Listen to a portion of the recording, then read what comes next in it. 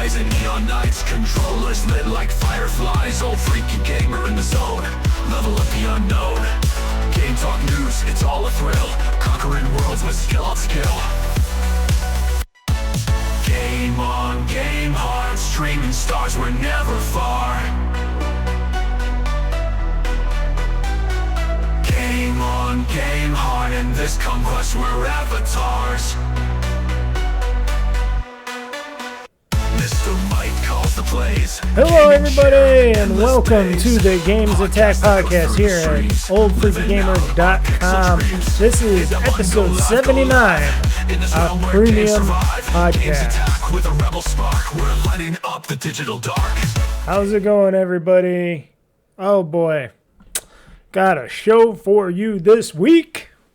Actually, I'm recording a double show within just this one podcast. Yes, I am. I'm recording two shows in one here right now because I'm also recording the final episode of Gamez Newz Now, which is basically the final episode of the standalone Gamez Newz Now show because I just don't got time to do things. I found out I just don't have time to do it. And as you can tell from the lack of my Gamez Newz Now shows that I've been putting out, I'm like, I'm going to just stick with the Gamez Newz Now portion. And I'm going to leave it in, I'm going to put it back in the podcast. I'm going to leave it in the podcast, I think. At least for now. You never know. In the future, maybe I could do some Gamez Newz Now episodes. It's not off the table, but right now I think I'm going to sunset it.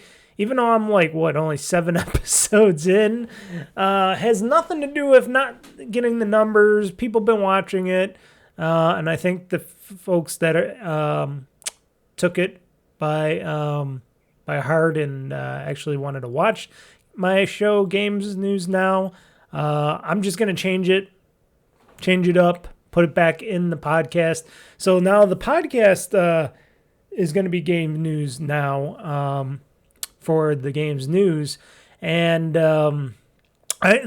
when I do it on this episode or this podcast show, I'm also going to be splitting that portion out for the Gamez Newz Now portion, and I'm going to put it into the its own thing as well. So you're still going to get it in the podcast, and you're still going to get it in the podcast video for Gamez Newz Now, but also I'm going to have a separate Gamez Newz Now, episode, the finale, going up as well of its own category. So if you're not listening to this podcast now, you're probably not seeing that, and you're only watching Gamez Newz Now. So that's all you're going to get for that portion. And then you'll have the whole podcast, including Gamez Newz Now, in this portion. So yeah, I think that's fitting for the last episode. And like I said, everybody out there, more people can, other people could do that because that's their jobs. Their jobs are to make content. And as people that make content out there, they're the ones that are basically making those episodes like Giant Bomb and Grub and stuff where he does that, Grub Mornings, whatever, Gamez News Grub Mornings, whatever he calls that show, where he does all the news in the afternoon or whatever, and he puts it out every day as a Gamez News show. I just don't have that kind of time and effort. And plus, like I said, I do all this for free. And it is just my, as I like to call it, my lifelong hobby. So it is a hobby. It is a thing. It's my art. I could go through it all the time, and I could keep saying this, but it is my thing. I am going to keep sticking with what I do. It's just, I want to put more of my devotion, as I keep finding out, more to my original craft, like playing the games, showing off the games, as they were and are and will be, and don't think into that. That's just me talking out my ass right there. But I want to present the games as you would see to playing them, so you can understand, oh, okay, is this game maybe for somebody like me, or is it not for somebody like me?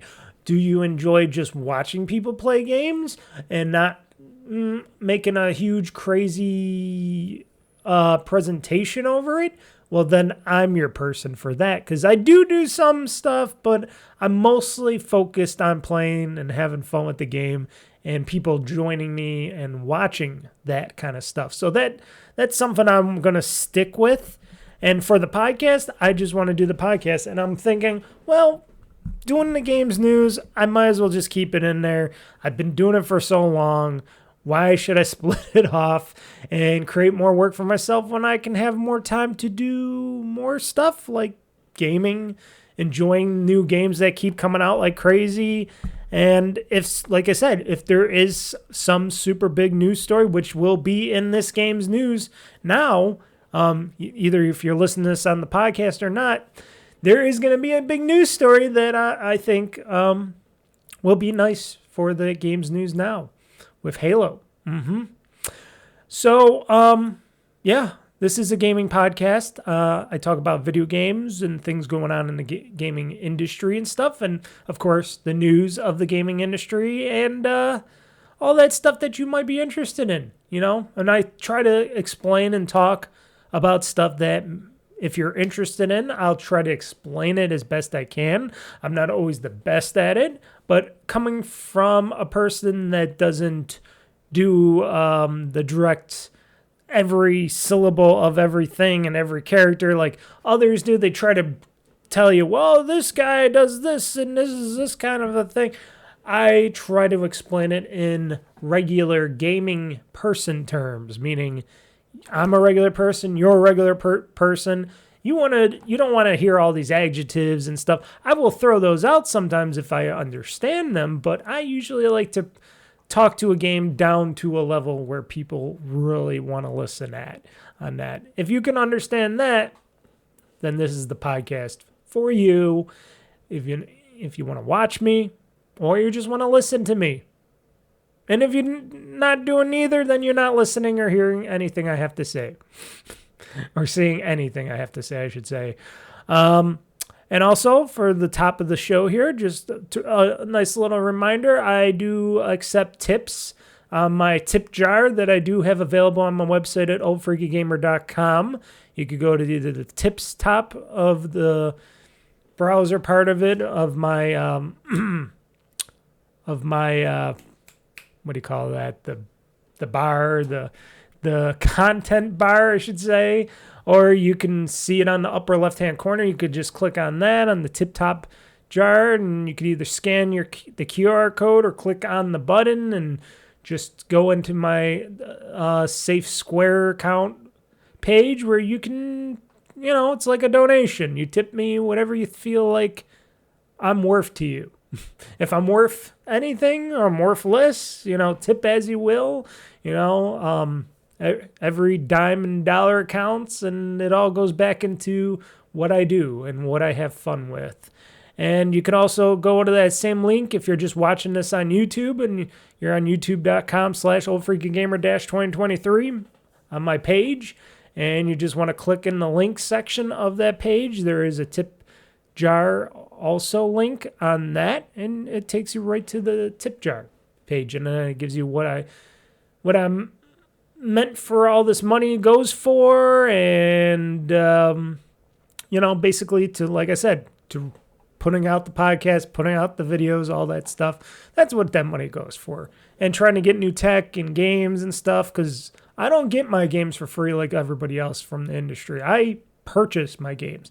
If they're not on Game Pass and it's something that I want to look at a review or I'm interested in, I have to buy it, unlike other people out there. So, if you're going to get any reviews from me or any talk on if I like it or dislike it, I would if I like it or dislike it, because I pay for every game. And I also include those Game Pass games as paying for them, even though I think that's not paying for them, but I kind of am paying for them because I am paying that. I will be maybe paying that $30 premium a month. I don't know, because I think I was just talking about this on my last GameOn live show Friday, that I didn't get charged $30 for the upcoming month for Game Pass. For Game Pass Ultimate, I only got charged $20. So I don't know if they screwed up on their end or they're going to charge me the 30 the next month because I didn't get charged that full amount. We'll find out. We'll see what happens going forward, but I didn't get charged 30 yet for that Game Pass Ultimate stuff. Okay, I'm back. I had to pause for a second because my larynx was going a little bit there. I was hearing more gargliness than usual from my shitty voice. It's all the talking I've been doing. I did like 2 videos before this podcast, and like I said, I did that whole show on Friday, and then I've been talking a lot on other shows, and then I got other Let's Plays and first gameplays coming up this week. And oh man, a lot of talking. Too much talking for Mr. Mike. I wish I had an AI bot that can talk for me, but I don't. Yeah, otherwise, like I said, folks, tip me what you want. That'd be great. Thank you. And thank you in advance for finding interest in me and my stuff. And like I said, subscribe to my YouTube channel as well.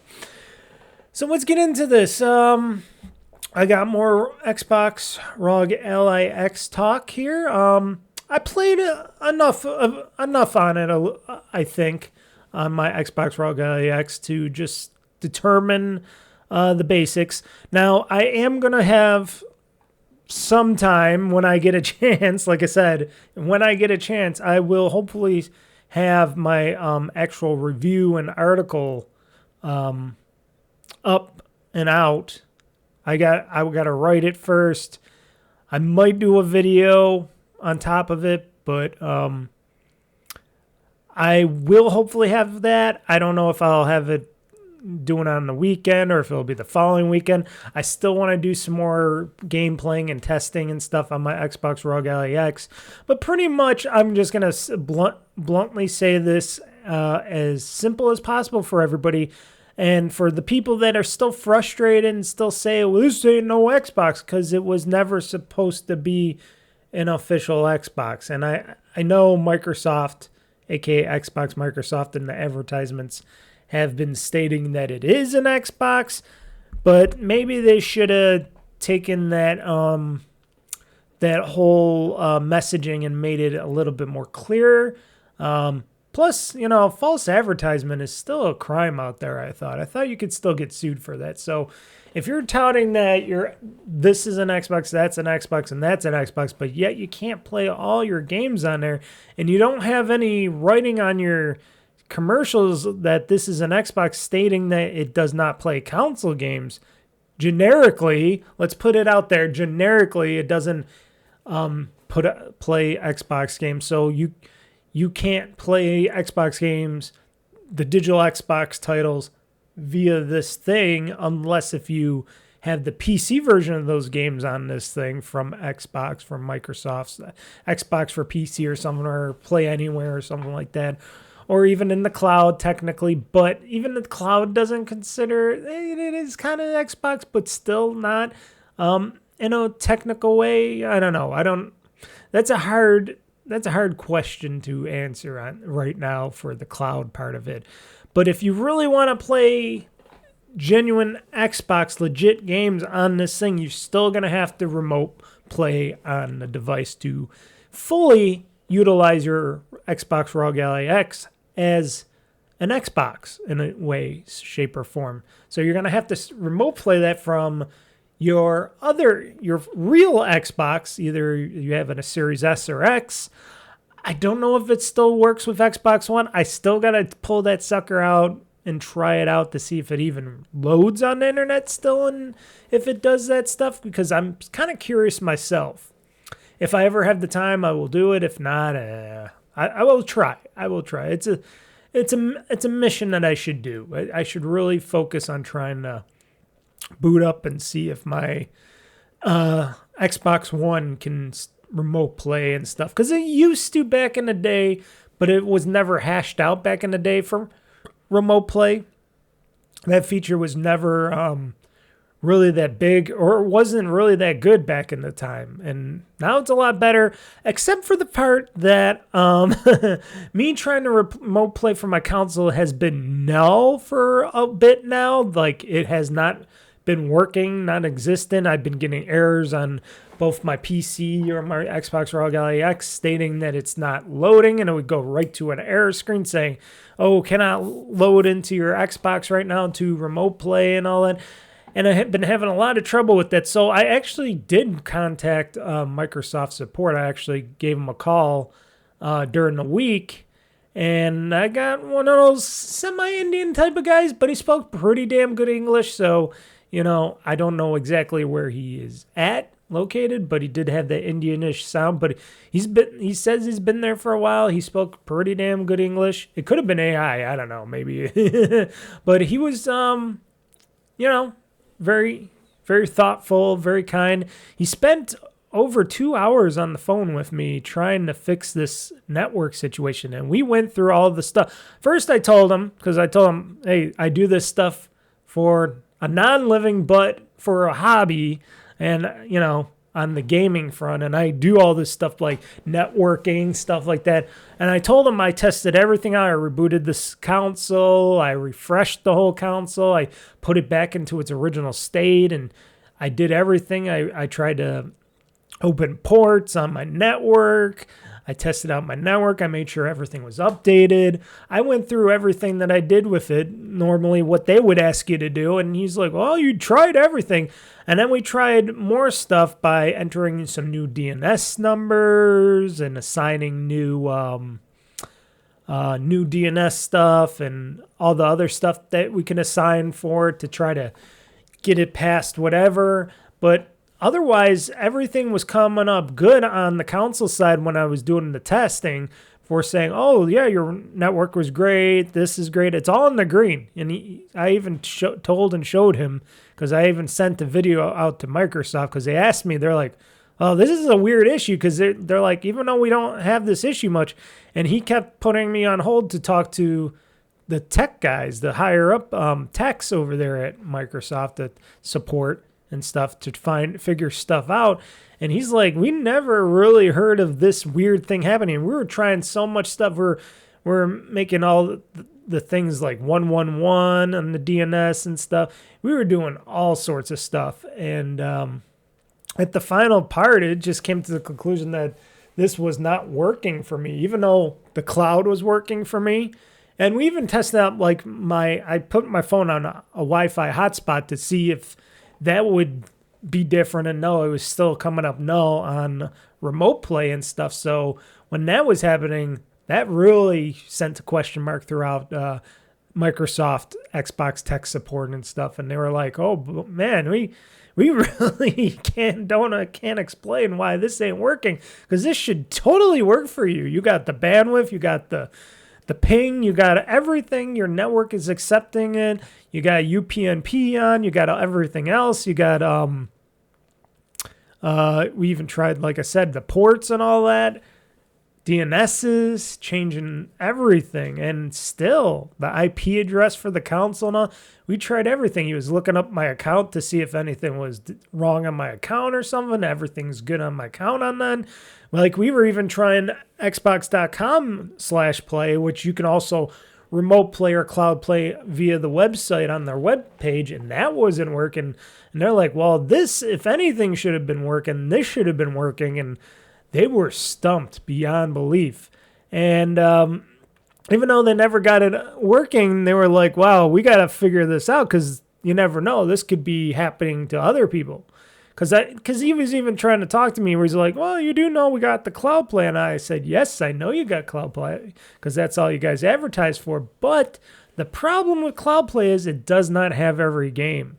And the games it does have, I do play on it sometimes, but I would really like to play stuff like my disc-based games, because he's like, well, what do you play? I'm like, well, Diablo 4, which you can get on battle.net, but you don't get achievements, because I told him I do like my achievements, because when he got into my account, he's like, oh, you're a Game Pass Ultimate member and stuff, and they were like, we value you as a customer and stuff. I didn't say nothing about that, but apparently they value us as Game Pass Ultimate subscribers. And he's like, yeah, Yeah, I understand. You want to get your achievements for your games, and we don't offer that for the Blizzard PC version. I'm like, that's why I like to play it off my console on my handheld, because I told them I frankly don't play much on my TV anymore.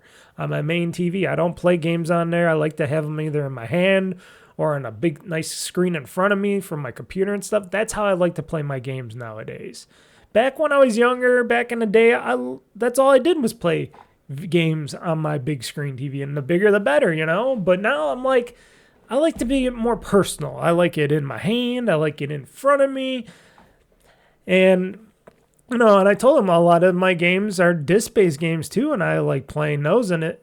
And network play allows me to connect to my Xbox and play those disc-based games that you guys don't have, either in the cloud or whatever, and I can't purchase it anywhere, and I can play them on my ROG Ally or whatever. And he's like, yeah, understand. I'm like, that's the only way until Xbox/Microsoft finds a way to get all these back catalogs onto a more digital playable front for, you know, PC and stuff like that, which rumor has it, which we'll get into the Games News about it, I think they're working on it. They're pretty much probably working on something on that because they know a lot of people want their backwards compatibility. Plus, think about all the games that a lot of us have acquired that are still Game Pass subscribers out there, or Game Pass Ultimate subscribers. Think about all the games that you acquired from Games with Gold. I know I got a lot of Games with Gold games. I don't really want to lose those or not be able to play those in the future. And they're going to have to think of a way to let me at least play most of those games, if not all of them. And I know there's a lot of licensing and a lot of other company-like things going on, but you would think there would be a way to like transition it, like that they can do, like Apple did with the music. And I think, did Amazon do that too? I think, or was it just Apple, where if you had MP3s and music from wherever, even if you download them from Kazaa and stuff, and you paid for the service that they offered where, oh, we'll turn all your music, even if it's not really the music or if it's been BitTorrented or copyrighted or whatever, we can turn it for, what was it, $30 or something like that. We can turn all your music into legit MP3s and stuff, and it changes it all. And Apple had that service where they can change all your music and make it all legal and legit at the highest quality and stuff like that. That's what Microsoft should do. Now, a lot of people would still be pissed off, but, you know, everybody's going to always be pissed off. But if they can do something like that, like get something going where they can turn, even if they have to pay publishers and rights holders and stuff, you know, at least a little bit of money to try to convert all those to like games that are playable, or have them transferred to be playable on a ROG Ally or a PC or something, that they would have like via the emulation or whatever they could do, which I'm sure they can figure it out, that we pay like one price, like be $30 or $40, because I'm sure it's going to be more money because this is video games and not just some music and stuff. Like if it's $30 or $40 one-time fee where you can convert all those titles into legit licensed titles that you can play anywhere on your PC or whatever, that would be a goodwill gesture. Not that Microsoft right now is in any goodwill whatsoever at that big giant AI bullshit company at Remington, Washington, up there in Seattle. But still, that would seem very something that they are going to look to in the future. And we'll talk more about that in the Games News Now section. But network play hasn't been working. And then, you know, he asked me if I was interested in sending him the data and stuff on my side. So I took some videos of what I have on my console and all that stuff. You know, all the stuff they wanted to know. So they know, okay, he has this all set up. He has this all set up right, the networking, all that stuff, and showing the error messages, which I showed my PC from ROG Ally, my Xbox and stuff like that, showing the error, and the online error messages showing that it's not working on anything. And maybe they can figure something out. But recently, recently, I think it was it Friday? I think it was on Friday.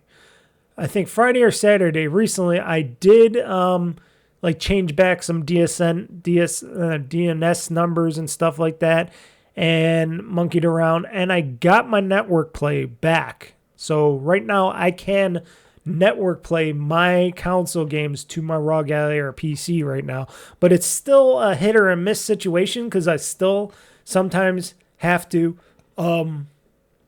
reset my console, which is a weird thing. And I even told them that. I'm like, when it was still working, but it was kind of breaking down, I would have to reset the console to get it to work again. And that's what I've been doing now. Like sometimes I have to reset the console, just the basic restart. I shouldn't say reset, but a basic restart where it turns it off, turns it back on, and starts up from the beginning and stuff. And then network play starts up again. And then I can network play off my console to my devices again, which is weird. I don't understand it, but if it works now, I am going to continue to hope it works in the future, even if I do have to go jump through sometimes an extra hoop by restarting my console once in a great while. But it is working. I've been playing Diablo 4, especially this morning. I was playing some Diablo 4 on my Xbox Rog Ally X and such, and having a fun time. It's very fun. It's very clear picture, Remote play from my console to my device is pretty damn good. It's like it's native to the handheld, and I have no problems playing console games on my handheld at all, which is going to be a future that I'm going to be very happy about in the future when a lot of these other games that I've been pre-ordering and purchasing, like the Mortal Kombat Legacy Collection, is only an Xbox game. It's not on the Xbox PC store, so I want to be able to play those Mortal Kombat games on my Xbox Rog Ally X. I'm gonna do the network play on that. So there you go. So they didn't figure anything out. They were apologized. They got my number. I got their number. They said they're going to still keep working on this and stuff. And that was the last time I talked to them. I didn't tell them about that I actually got it kind of working again. That was after. But I'm still waiting to see if I can hear back from them or something or whatever goes on. But it's kind of working now. I thank them in Xbox support for supporting me for so long. And, you took 2 hours to try to get stuff to work. And we tried everything. So stuff like that, weird stuff like that. But at least I got to say Xbox support is good at most things. Now, I got to say Xbox support is bad on game returns, like digital game returns. I still got to say that because they're trying to return like digital purchases that don't work and stuff like that. Tomb Raider games from before, that was still kind of a little bit of a pain in my ass. But otherwise, helping out and getting your things working to try to game and stuff, they're pretty good with that. They're good with tech support. Even though they didn't fix the problem. But they're still looking into it, and I'm still looking into it, and like I said, as long as it's still working, sort of, that makes me happy. And when it works, it works. It just doesn't stop working for the day. It doesn't just crap out or something. It'll run and it'll play. It'll work the whole time. So that's always good. If it was just crapping out after a certain point or time, then yes, that would be a problem. But it doesn't do that. But back to the Xbox Rog Ally X. Like I said, I've been listening to others and watching others' reviews and previews on the devices and stuff. Mostly everybody that's reviewing and talking about the Xbox Rog Ally is the Xbox Rog Ally X edition. Nobody's really talking about the regular edition.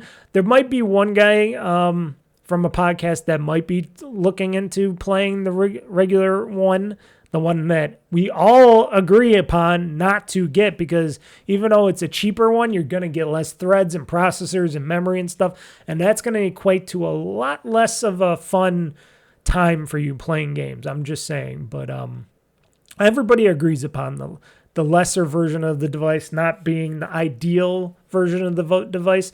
Even if you don't have the money for $1,000 or the money for $1,000 device, I would consider maybe trying to save up to buy it for $1,000, because trust me, it's going to be night and day from what you would get if you bought the $600 version to the $1,000 version. And some people think it's still too much money. And, they're fair to say that, yes, tariffs, stuff like that. But I'm sure it's not just even tariffs. I know that's a big portion about it, but it's mostly also that electronics and technology has been going up lately. You got that rare earth mineral problem again that we just keep hearing about from China and all this stuff. Silicon from, TSMC and everybody else, and memory chips and stuff, and storage has been going up through the roof lately. So it's not a big surprise to me that this thing is $1,000. And like I said, for me personally, from my Rog Ally Extreme, from my first Rog Ally, which I paid about, $700-800 for anyways, to now for this Xbox Rog Ally X, it's night and day. It's definitely night and day for a ton of software. If you know how to use Armory Crate and the Xbox Store app, then you're golden. A lot of people have been complaining about that because a lot of people are saying this isn't fully cooked, which I understand it isn't. But what Microsoft Xbox was doing is what they could do in the time frame that they could do, and partnering up with Asus on this device, because, you only have so much to do, and it takes a lot of time. And plus, with all the turmoil, we should say, inside of Microsoft, and all the pressure that, Microsoft has on their teams and stuff, and that Xbox doesn't have that much clout on the Windows team because they're pretty much hell-bent on each other on operating systems and all that. I can understand why people thought that this wasn't working as good as it was. At first, I didn't understand it, and then just a little bit of learning on it, I fully understand what it is. It's kind of like having an extra Armory Crate on there, but you still need Armory Crate to run things properly, I would think, at least be in the background.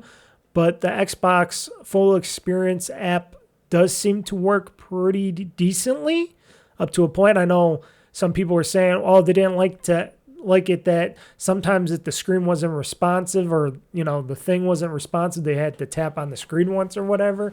I'm like, yeah, that is true, but don't forget, you're also running a PC still.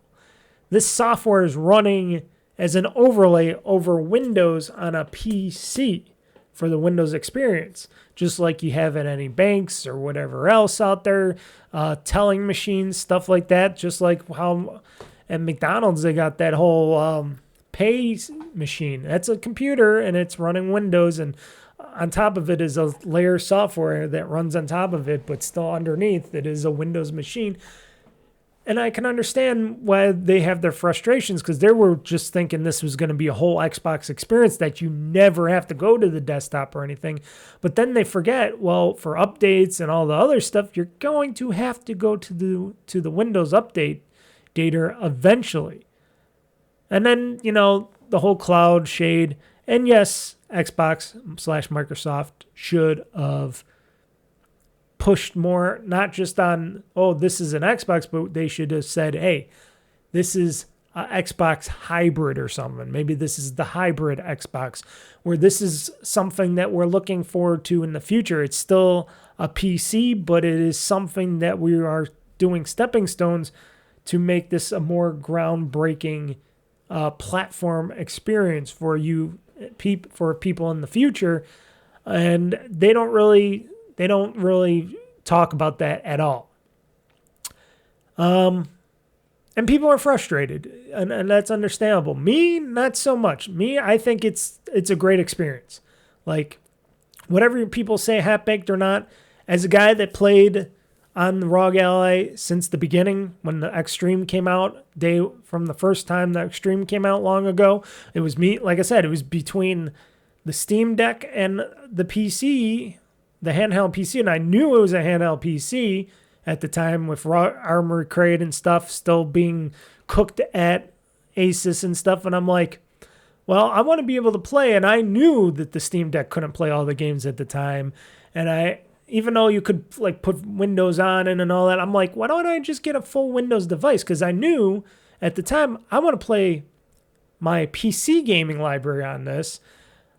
I said it would be nice to be able to play Xbox games on this someday, but I understood from day one that I would be playing the PC variants of a lot of the games on Xbox or Steam or whatnot on this device. And I accepted that from day one. And I accepted that this would be the similar or the same as that, and that we wouldn't get anything like, oh, we're going to be able to play our native Xbox titles from our consoles on this device.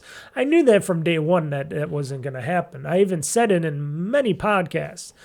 Microsoft Xbox should have pointed that out more, and they should have did a better advertising on that. And like I said, they could bite them in the ass. I would think that would be under the realms of kind of false advertising a little bit, that, oh, this is a full Xbox, this is an Xbox, and not stating, well, this does not play your Xbox native games, but it plays PC or Xbox Anywhere games or PC Xbox or whatever games are available in the cloud. Maybe they should start putting that messaging out and not fucking with consumers that might not know about this. The fact that a lot of people are complaining that this is more of a PC and not an Xbox and saying, oh, the Steam Deck is better. Like I said, the Steam Deck is an old device. It's a very much old device. And if you're thinking the Steam Deck is a better device, you probably don't care about the games that most of us play. That most of these games that can't play on a Steam Deck, you can play on this device because it is a Windows PC. So those are the kind of people that don't really play as many PC games. I do. I play Xbox. I play PC games. And right now, as I remote play those Xbox games to the PC, it's more so to the PC side because I like that extra power and I like how I have it. Like I said, beyond all the doubts and all the people complaining and, you know, certain individuals that I will not mention right now in the podcast because I always mention their names and stuff. Certain individuals still saying, oh, this is a half-baked thing. You should not have to spend $1,000 on this. You should get a Steam Deck and blah, blah, blah. Because why would people not want to learn? I don't know. I still have the problem. Why do we want things all so simple? If you're a console gamer, think of consoles now and what they were before. Console gaming now is nothing like console gaming before. It is a lot more technical. It is a lot more PC-like. It is a lot more. Sure, pop in a disc and stuff, but you still got to download that disc and you still got to update. And that's what's going to happen with the future of games from Xbox and other people. And eventually these consoles, as they are stating, are going to be more PC-like going in the future, and games are going to be a lot more evolved and different. And that is something that everybody's going to have to expect and accept, or you can continue just playing those older console games because, you know, games are bigger. Installs are larger, meaning not on discs anymore. Eventually, I'm not saying hopefully, but eventually both, you know, maybe all three, I don't know, maybe all three, both Sony, Xbox, and Nintendo might all stop physical everything altogether in the near future because it's just a waste of money, a waste of plastic and all the other chemicals that they use on discs to make the discs and stuff, and it's just a wasteful product when everything is coming from the internet and the cloud anyways to download to your devices, to the hard drives, to the M.2 drives and stuff. So going forward, discs and physical media is not going to be, something that people are going to do. So people should learn. And like I also said, people should learn and people should be more knowledgeable of a PC. Even if you might not like the PC, you're using a PC every day in every job. It doesn't matter if you're a fast food person or you're working on a construction site or whatever. You're using a computer one way or another everywhere you work. I worked in many jobs. I worked in an egg processing facility before. I used computers all over there all the time with software and stuff. I had to learn how to use a whole software system to just run a machine, to run a big machine and stuff like that. So you can't expect to not know how to use a computer. Now, if you like using a computer, that's a different story, but that's the way things are going nowadays. Things are not getting cheaper. Things are transforming into something different. And I think a lot of people are just blind to the idea, and they're just trying to keep the whole cake, the whole pie and stuff, and not just say, okay, we got to make some sacrifices, got to change up our ways and thinking and stuff like that. It can be a pain in the ass to use a PC, but overall, it's been nothing but easier to use a PC nowadays, at least for me. Now, like I said, I can be an outlier because I've been using a computer since I was a little kid. I learned from the ground up by myself on how to tear apart a PC, fix a PC, update a PC, build a PC. I learned the software up to a point, and still I don't know everything. Look, I can't figure out 100% how to get that networking issue done with my console. So even if I owned a proprietary device like the Xbox console, I don't know everything about it. And it's still, if something doesn't work, I can't fix it. As you can tell, I can't fix it. If the Xbox support can't fix it, I can't fix it either. If it was just the problem on the PC side, I can fix that. I can figure it out. I can watch YouTube videos to figure it out because if other smarter people than me figure it out. So I'm just saying, and like I said, people don't want to hear it. People will go, oh, you're full of shit, Mr. Mike. Oh, I'm just going to stay on PlayStation. Well, how long before PlayStation goes that way? It's only a matter of time, people, that Sony and PlayStation is going to be totally different than what you think of it as it is now. Because it's got to evolve. It's going to evolve way past its own platform. Game makers and designers out there are not going to just keep supporting a device that is going to cost you way more money than you think, and that it's all on a proprietary system. They want to sell software easily across all platforms. And by golly, I think when they program their games and their more PC-like and stuff like that nowadays, I think they're going to go more PC-like with their titles going forward. So the strategy that Microsoft and Xbox has going forward on these, eventually all games, at least on their side, are going to be more PC-like, and that they're going to be playable anywhere type of titles. And then eventually going forward, they're just going to be like PC titles that will be able to transform for their future console, if it still happens, that's going to be more PC-like, and that those games are going to be able to run on that just like on a PC, and that they will be able to scale depending on device, on how they play, how graphical they are, etc., etc. So depending on how you want your game to look and feel and play and all that, you're going to have to choose the console that you want. Do you want a 4K, 240 hertz capable playable game on a console like that? You're going to be spending a lot of money for it. Like Microsoft stated in one of their news stories that I'm going to read, a premium price. Sony's already looking into talking about premium pricing on the next PlayStation. Plus, they want to sell their own handheld, which is going to be at a premium price as well. Will it be at $300 and $400? I don't think so, unless if they're going to sacrifice a lot of stuff in that device. I think they're going to make sure that device is fully loaded to play PlayStation 5 and 6 games like they're so-called touting, and that's going to be like a $900 device for that handheld. Not a $300, not a $400. Maybe back in the day, maybe. But technology wasn't there yet. Now it's getting there. Now it's getting better. And the Xbox Rog Ally X from Asus and stuff, and we partnered with Microsoft. I think it's a very capable device going forward. I cannot wait to spend another 3+ years with this device, maybe longer. Who knows? It depends on how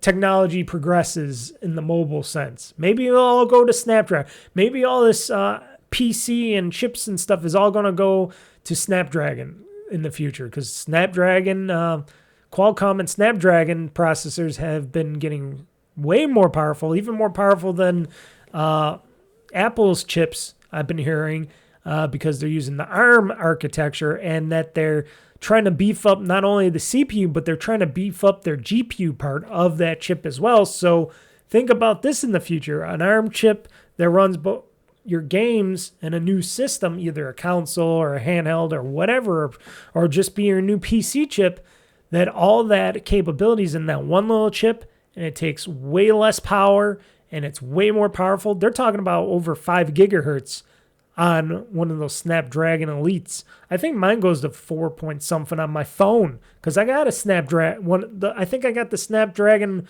whatever the latest is, Elite chip in here, and it's fast as hell. Yeah, and I can tell every day running stuff on this phone that things load up just like so snappy and stuff. And that's what that Snapdragon, it's been proven. And I have kind of been a little resistant towards the ARM Snapdragon processing architecture and stuff, because I've been so x86 processors for a long time now, and big, super powerful, expensive chips and then graphics cards and stuff. Imagining the future where I'm just have to pop in one little chip to power my graphics and my CPU and GPU all in one is, I don't know, take a little of the fun out of it, but still it'd be way more resource relevant in the future. It would, make everything run faster and better. I don't know. That might be the future, and how the future goes for that. It might not be these x86 processors and Intel and AMD and NVIDIA and Radeon and stuff like that. We might be looking at an ARM architecture going forward in consoles, PCs. I don't know. That's what I think the future could be. But like I said, as for this device, I've been pretty much happy with it, because like I said, it's just like what I was playing on my my ROG Ally Extreme from 3 years ago, since I got that one. This is a more updated, way more powerful, way more capable device, has a better design to it, I think. Sure, there's a little bit of iffiness on the plastic and stuff, and I know what people were saying about, you feel a little bit of creakiness on the one part of the controller and stuff like that. Yeah, that's I understand that. That's just because of how production is nowadays and how everything's stamped out. I'm hoping it'll stand the test of time. We'll see. I'm not like banging this thing around. I would suggest not banging this around like your Xbox controller or anything, but I think it's still a very sturdy device, and I've been taking this device everywhere, all over the house, upstairs, downstairs, stuff like that, playing it in bed, stuff like that, on the couch, and it's been just very solid. And the battery life, it still only gets, at least for me, this depends, because I've been running, don't forget, you can up the chipset power levels. You can go from like 15 to whatever, what is it, 12, 15? I forgot the power levels in it.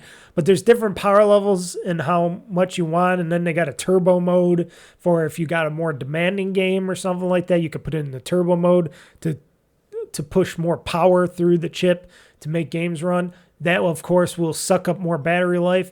And I've still been, at least with the games I've been playing, getting around hour and a half to two hours, maybe a little bit more of battery life because I've been running that processor at a higher level. But if I don't need it at a higher level and I need it, if I'm just remote playing a game from like my Xbox or something, I'll put it on on its lowest level, and it plays the game still just fine because it's just remote playing a signal back and forth. So it's not really doing any processing on its side. But if I'm playing something like a Doom or a Forza or something, I am bumping up that power, which, like I said, I don't usually use the device without plugging it in. I always have my Xbox Rog Ally X plugged in, just like I did with my Xbox or my Rog Ally Extreme handheld. So for me, power is not everything on that. And if I have it plugged in all the time, then I usually have the chip, the CPU, GPU on it bumped up to a higher level. Like I said, having 24 gigabytes of RAM in this thing does matter a lot, and it does help a lot for improvement on everything in this device.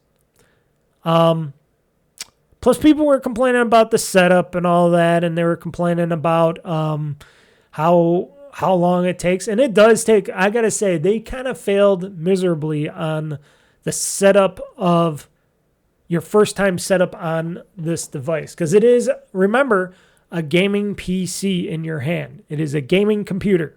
Remember this. So if you're going to buy this for your child or yourself or whatever, remember this is a gaming PC first. It's a PC, it's a gaming PC in your hand. And I never said anything different about that. I always said this, even back when I had the ROG Ally Extreme, this is a PC first that plays Xbox titles and other people's games and stuff. But this is a PC gaming device first. And with that, Windows, tons of updates. I had hours of updates in the beginning.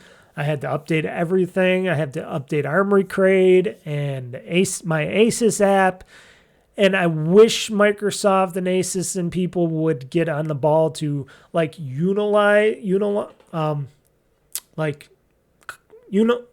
uniform, I'm trying to say the term here. Try to bring all the updates to come together, like under like Windows Update or something. There's got to be a way, or they got to come up with a way to make sure all these updates just come under one roof, not just all separate. If you want them separate, you can, but I wish they would utilize like bringing everything together, because it would just be so much easier for people to accept updating these devices when they know it's all coming from just the Windows update or an Xbox update or something, and not just where people got to search multiple places to update every little thing about it before they can even use the device, and half the people don't even know what they need to update or what does what and all that. And I think that's a big failure part on Microsoft's end, because they could do a lot better with the updater on that. That's, like I said, if people don't have a PC. And I think Asus should have at least provided like a little bit of documentation saying, hey, you're going to have to make sure these apps are installed, that you're logged into these apps, that you update from these apps first if you want a premium good experience. Or that what they should have tried to do at least is have everything as updated as much as possible out of the box, so you didn't have to update every single program and app when you got the device. That would have been a little bit better if it came more pre-updated. Or better yet, like I said, if it's whatever app it is, whatever thing it is, it should all be updated within the Windows updates. Just like Android does and Apple does and stuff. But it's all updated under their regime part of things. That is a kind of a big fail. I can understand that, and I know that's probably one of the biggest hassles for people, especially for how long it takes to update, because it is a PC. And a lot of people do not put up with that, because people just don't want to waste time doing that stuff, because that's what consoles are. Even consoles you got to update now a lot more in the beginning, but still people don't like updating things, and I understand, but that's something that needs to be done to get everything working and secured and stuff like that. And plus on the on their side, on Xboxes and Microsoft sides and Asus's and they want to make sure all their proprietary stuff, games and stuff is all secured and, semi-locked down so nobody else is ripping it off and getting free games, stuff like that. So security is always issues and stuff, but otherwise, what else was there? Like I said, people were complaining how to use it, how to get into the Xbox experience. So far, I haven't had any problem with the Xbox experience. I could load right into it. Sometimes I do get out of it because I do like to go to the desktop and stuff and do some stuff on there.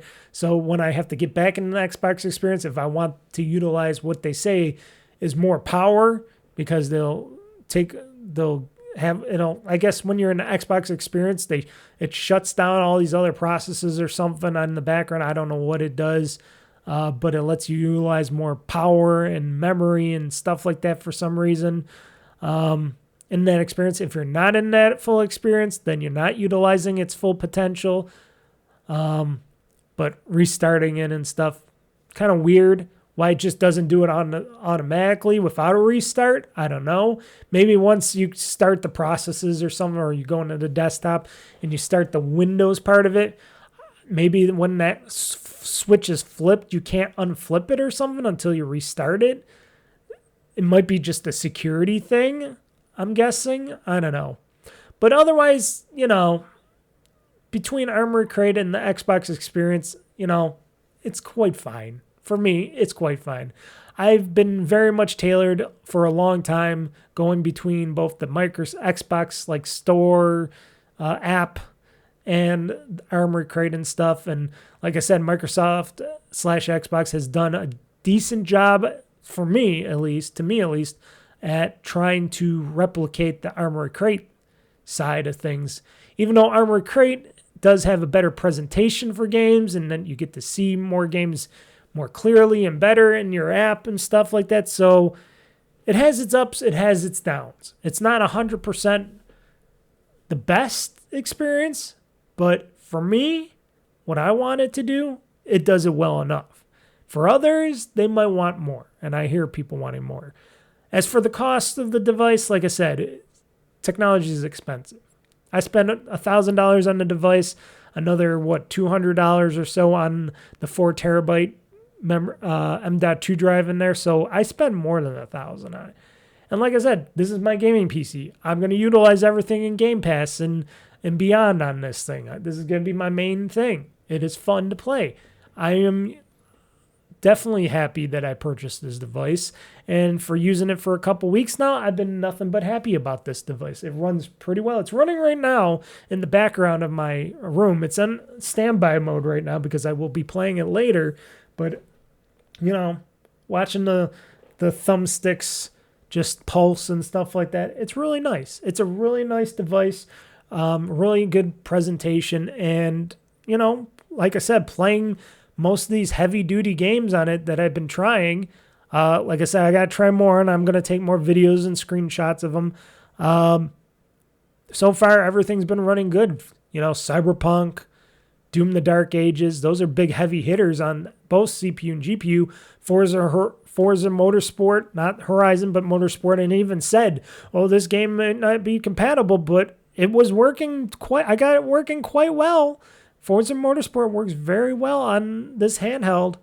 And like people have been saying, this was the only handheld that can play Battlefield 5, apparently, out of all devices out there right now. This is the only device that can play in handheld, as a handheld, Borderlands 5 or Battlefield 5, when all the other handhelds couldn't even start it up. So Asus does a decent job at trying to get compatibility for a lot of games out there, PC games and stuff. Now, eventually Xbox and Asus and them have to work on ways to improve the interface and get it even more tighter for people. The Windows department might have to make a better ways for updating and stuff across the board for people. But like I said, it's up to you. And I'll say this today, I'll say this again, and I'll probably say this in my final review. If you're okay with Windows and you're okay with a computer and you're into PC gaming a bit, this will be a great device for you. If you just don't want to spend lots of money on a super high-end computer and stuff, you just want something in your hand, or even if you hook it up to your TV, because like I said, it's like I showed on my video presentation on my stream with it, this thing is a lot easier to just hook up from USB-C to HDMI to your TV or your capture card or something. It's very easy to capture the video off of this and put it on your TV or device than even my Extreme was. And that's great. Then you can play your games on a big TV, which I don't, so it doesn't really matter to me. But I think it's a good device. Expensive, yes, but a good device. And like I said, I'm happy with my device. I'm happy with my purchase. A lot of people out there don't really understand the thing, but they never really had it. I've been hearing it. Everybody's been a lot of these people only owned Steam Decks for so long, and they only played on Steam Deck, or they just never played a handheld device before, and they're kind of a little bit thrown off because, yes, apparently the Steam part, the Steam machine, Steam Deck, it's all just Steam. There's nothing else. There's no Windows. There's no Linux, really. It runs what it runs. That's the whole operating system. This isn't the whole operating system. This is a operating system on top of like an operating system, or an app on top of an operating system. You're going to there's a little bit more to it. But I like choice. I don't like to be just stuck in one little ecosystem either, which you would have to do on Steam Deck. I like choice. And I think, like I said, the button layout, everything I played on it so far, it's been really good. It's been really good. And like I said, I am going to test out some more games and stuff on it and see how they run and stuff, and do some more tests. And then eventually I'll do that review. And then when my final review comes out, then you'll know. I still got to take apart, I got to erase everything on my Asus Rog Ally Extreme, because eventually I got to sell that sucker, because I'm not going to be using that thing no more because I got the latest. So I do have some people. I might put it online to sell it, but I think I might have somebody that might buy it. I don't know yet. But I don't need to do two devices. I'm not one of those people that'll stock up on all the gaming handhelds and PCs and stuff. Sometimes you got to get rid of some stuff. But when people are saying they don't like it and that they say you should not buy this and that it's undercooked, underbaked and stuff, it's only a half truth on what they say. It's because they're more sticklers to what they like and stuff. For somebody like me, I think this is cooked enough. I think, or at least not, I'm not saying enough, but I'm saying it's cooked to a place where if you play on PC, you understand this stuff. This is going to be perfect for you. If you're just a console gamer and you like how the console is, how it feels, and how you're directly in the game and you're just, loading up your game and it does an update or something, it's right there and then, and you don't want to do all this extra stuff and updates and stuff and go into Windows and all that, then don't get it. Then don't get this device, because you're not going to be happy with it. It is not a device for you. And for people talking about how all these people are returning these devices, they're only returning them because a lot of these people are just reviewers. A lot of people bought this device to review it. But still, it's still selling out, I hear. I still hear people buying this system, so it's got to be, it's still popular. Now, and I'm glad that I don't hear too many people about the original system, because that's weird. Like I said, I would not recommend buying the non-X version of the Xbox Rog Ally. If you buy the regular Xbox Rog Ally, you're gonna run into some bottlenecks with a lot of games, and I wouldn't want that for anybody. Let's see here. Microsoft, aka Xbox, was stating that they still want to pursue more gaming studio acquisitions in the future. I don't know how that's going to go. They probably could. I've been, out there right now, how many studios are left, unless if you're talking about like little studios, little third-party studios or indie studios or something, or maybe Warner Brothers games, because I'm sure Warner Brothers Discoveries, they're trying to eagerly try to sell themselves now because they're just a big failure right now, and that they don't know what the fuck they're doing up there over there at Warner Brothers right now, at Warner Brothers Discovery. So maybe eventually WB Studios might be sold, but also if people want to buy WB Studios, they would probably want at least the IPs for all the games and franchises and stuff, because a lot of those games are from franchises from WB Studios. You know what I mean? So that's a very hard thing right there, because people would want the Mortal Kombat license with NetherRealm Studios, not just NetherRealm Studios. They would want some of those WB properties, or at least IP rights to some of those things for, like, I don't know. Does Lord of the Rings still with Warner Brothers? I think that's gone from them, right? Maybe not. I don't know. I don't know anymore. But from Batman, stuff like that. But do you think Microsoft would buy them? Do you think Xbox would want to acquire WB games? And if they did, or if they wanted to acquire anybody else, or any part of anybody else, like if maybe EA, if that whole transaction goes through with the Saudis and stuff, maybe they want to sell off some portions of IPs or divisions or something, or maybe Ubisoft wants to do some of that. Would Microsoft be interested in that?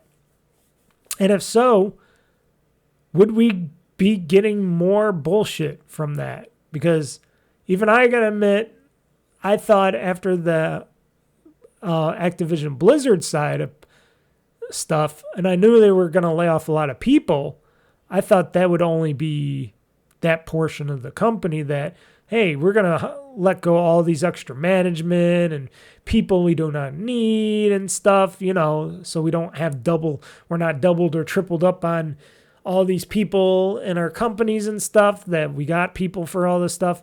And then when I heard them closing down studios after and firing people, that kind of left me with a bit of sour taste in my mouth and such. And I just really would be very cautious on letting today's Microsoft purchase anything from anybody. Doesn't matter if you're a gaming studio or some other type of studio, because as you can see, they're not fully committed to keeping things alive. They're not fully committed to keeping games alive. And I will talk more about that in the Gamez Newz Now portion of this show. I don't really have much more to talk about. I did purchase a new game. I forgot what I purchased, actually. I think it's in here. Hold on, give me 1 second. It's not in here. I thought it was in my on my section here. Maybe it's in my library here. I thought I downloaded it, but I guess I did not yet. Let's see here. Just own games. Let's see here. It's on the list. It's on the list. I think it's in my list. It should be in my list. Where are you?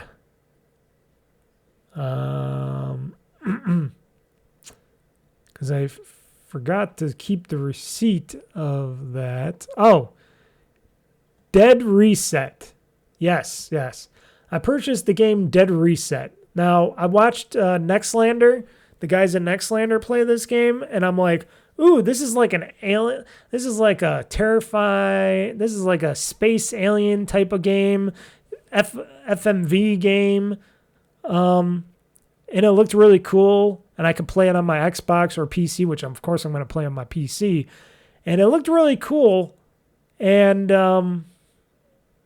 it says it's on an underwater facility, so maybe not space, but it seems space-like to me, like in a semi-horrible dystopian like future. And it's got like really strong alien vibes and stuff like that. It's a really cool looking game, and what I watched of them play it really intrigued me. So I had to buy it. I had to purchase this game, and I cannot wait to play it because it looks like a really good slimy alienish type of scary game that I would like to play. Dead Reset. And it was on sale. I cannot tell you what the price is right now because I already bought it. I think it was on sale for like... I wish I knew. I wish I knew. Darn it. Oh, I could go buy as a gift. Let me see. Oh, yeah. Right now it's $13.49, so $13.50 plus taxes if you got any taxes. And that's not bad. That's not bad at all for a game like this. And you should check it out. Dead Reset, you can check it out on Nextlander, on their YouTube page on Nextlander on YouTube. It's a pretty good looking game, and I cannot wait to try it out eventually when I got time. Because there's so many games I'm playing and so many games that I want to keep playing. And talking about games that I want to play or keep playing and stuff, which we will talk about next, are the games that I played in the past week. Locked and loaded, ready for the fight. Game Talk News, gonna set the stage alight. Mr. Mike's got the scoop, he ain't holding back. Dropping bombs on the gaming industry track. Hear the thunder, feel the roar. Game Talk News, gonna settle the score. From E3 to PAX, they got it all. The highs and lows, ready to brawl.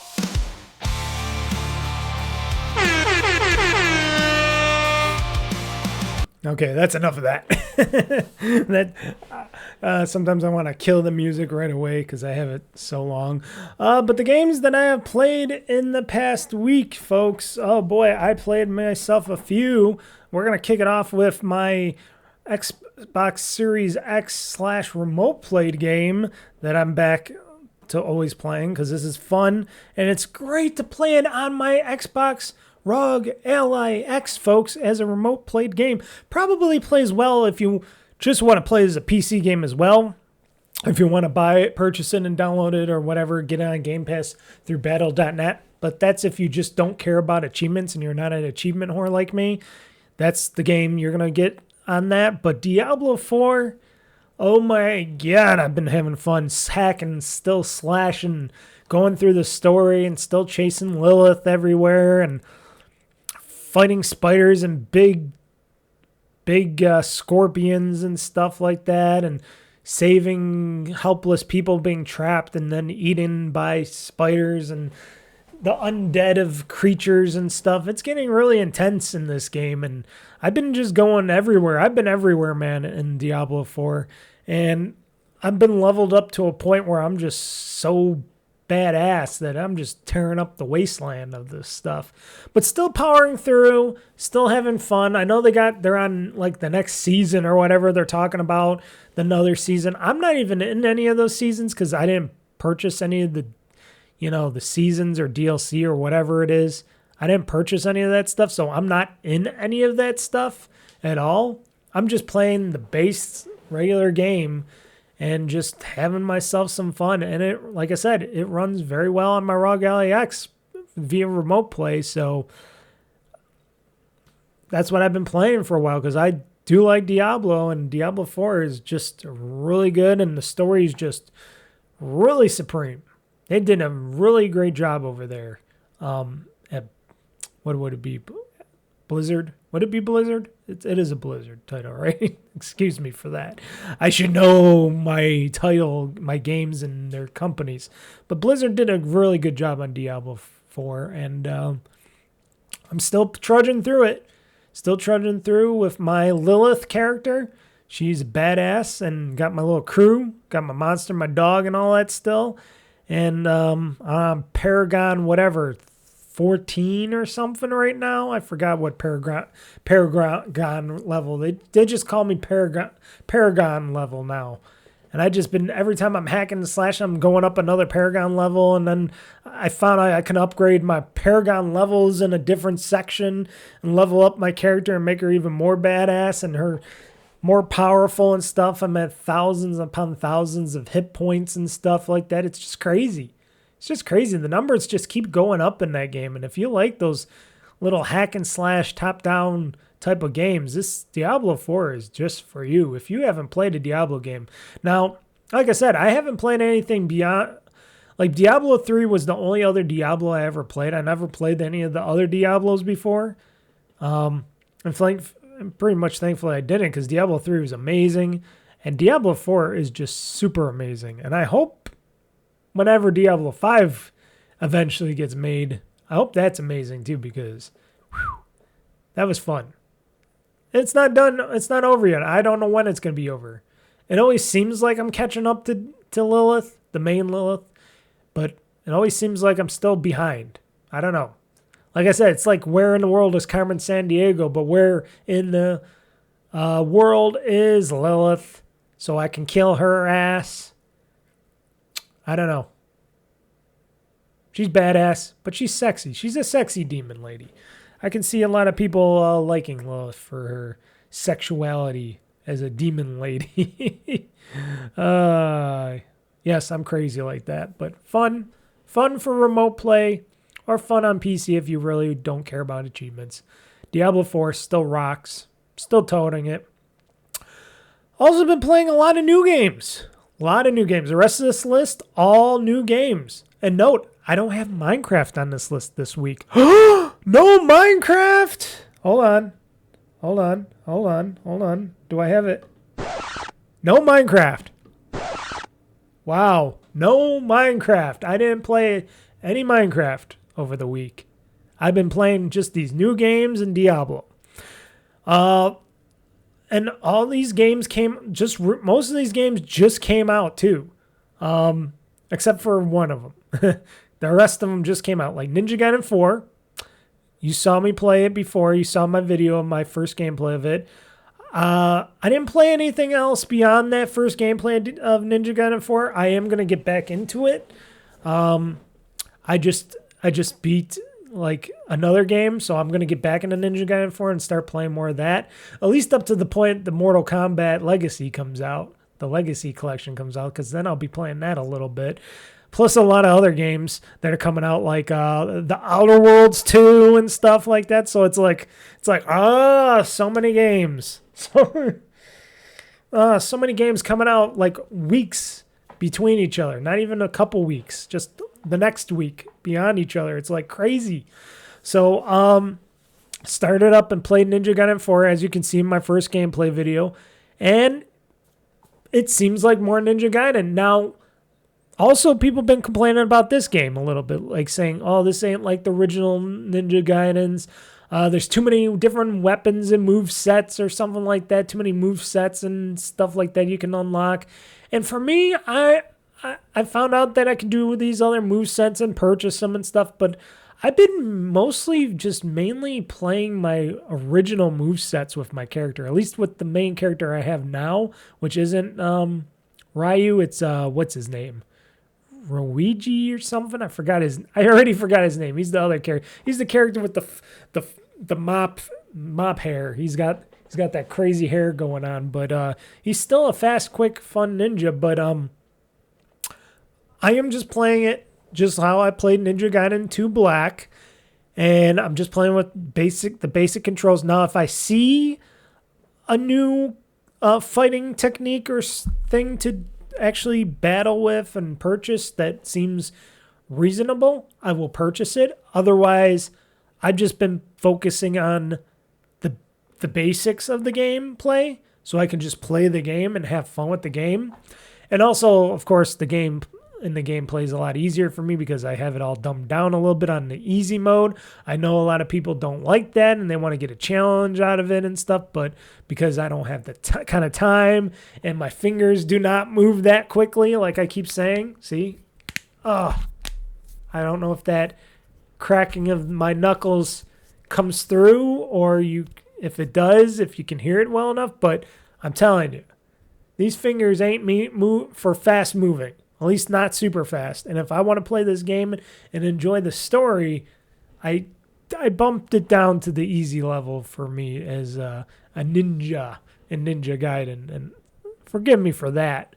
But I've been having fun so far. It seems a little more quirky and crazy, like a little more pokey funny and stuff. Like you got all the ladies and they're like, hi there, oh, welcome. You know, you got those terminals or the lady. And then when you meet the priestess lady, she's all just slutted up, like up to the craziness. she's just really slutty looking and all happy and stuff like, hey, hi there, ah. And I'm like, boy, you are really slutty. And she's just joining me with those weird heels on. She's got those weird platform heels that go down to a weird thing. And I'm like, how can you even walk in those? And I'm just judging her style and what she's doing. I'm like, how do you even do anything in that, priestess? Okay, whatever. But otherwise, the hacking and the slashing for me and killing and the people is still fun. And they let you do some other stuff, like you could do some grappling and stuff and some other different types of climbing and stuff, which is pretty fun and interesting to me.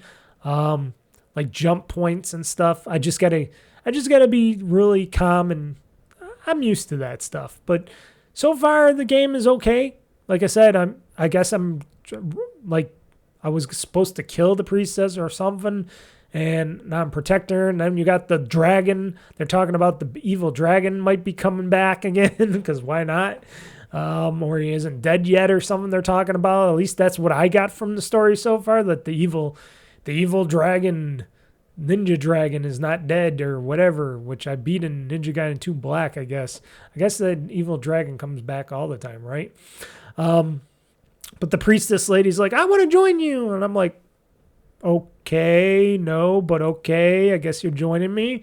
So otherwise, it's a very pretty game, very beautiful game.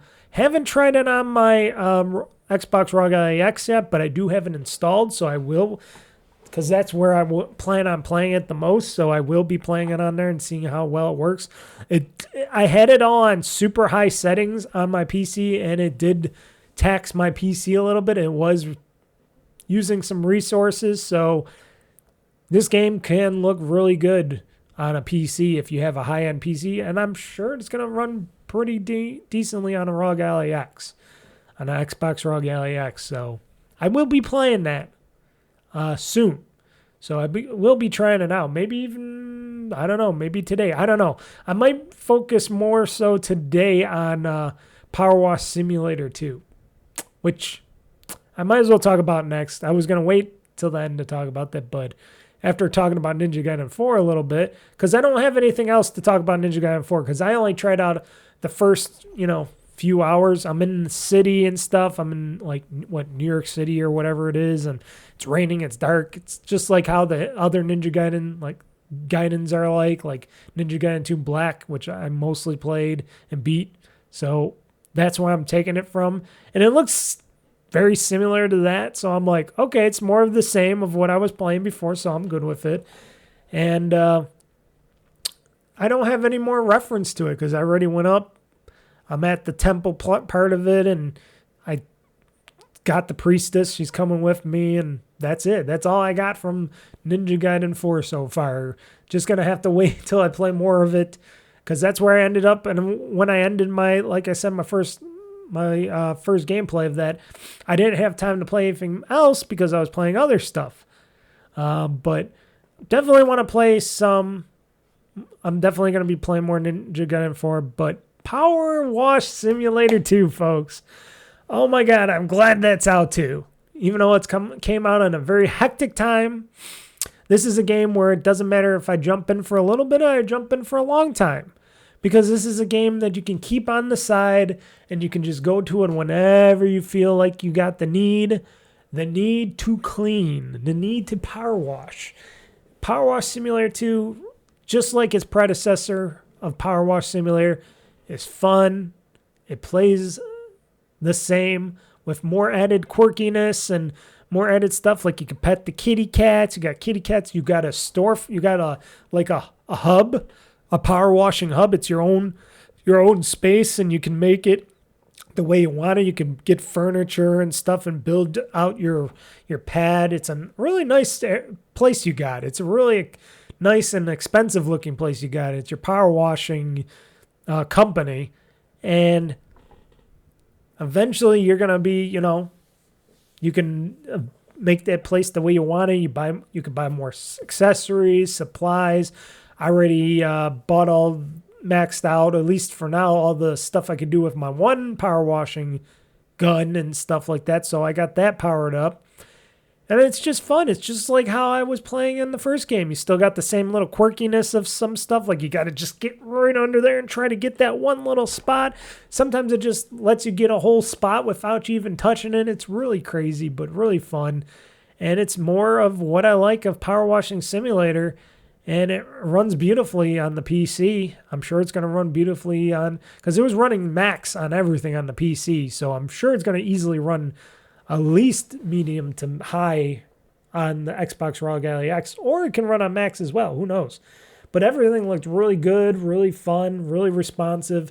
It has a multiplayer feature to it if you want to play co-op or multiplayer. But like I said in my my first gameplay video of Power Washing Simulator 2, I don't have no friends, so I can't play with it with anybody. Plus, I like playing it by myself, and two, the friends that I do have to play games, they probably want to play this anyways, so it doesn't really matter.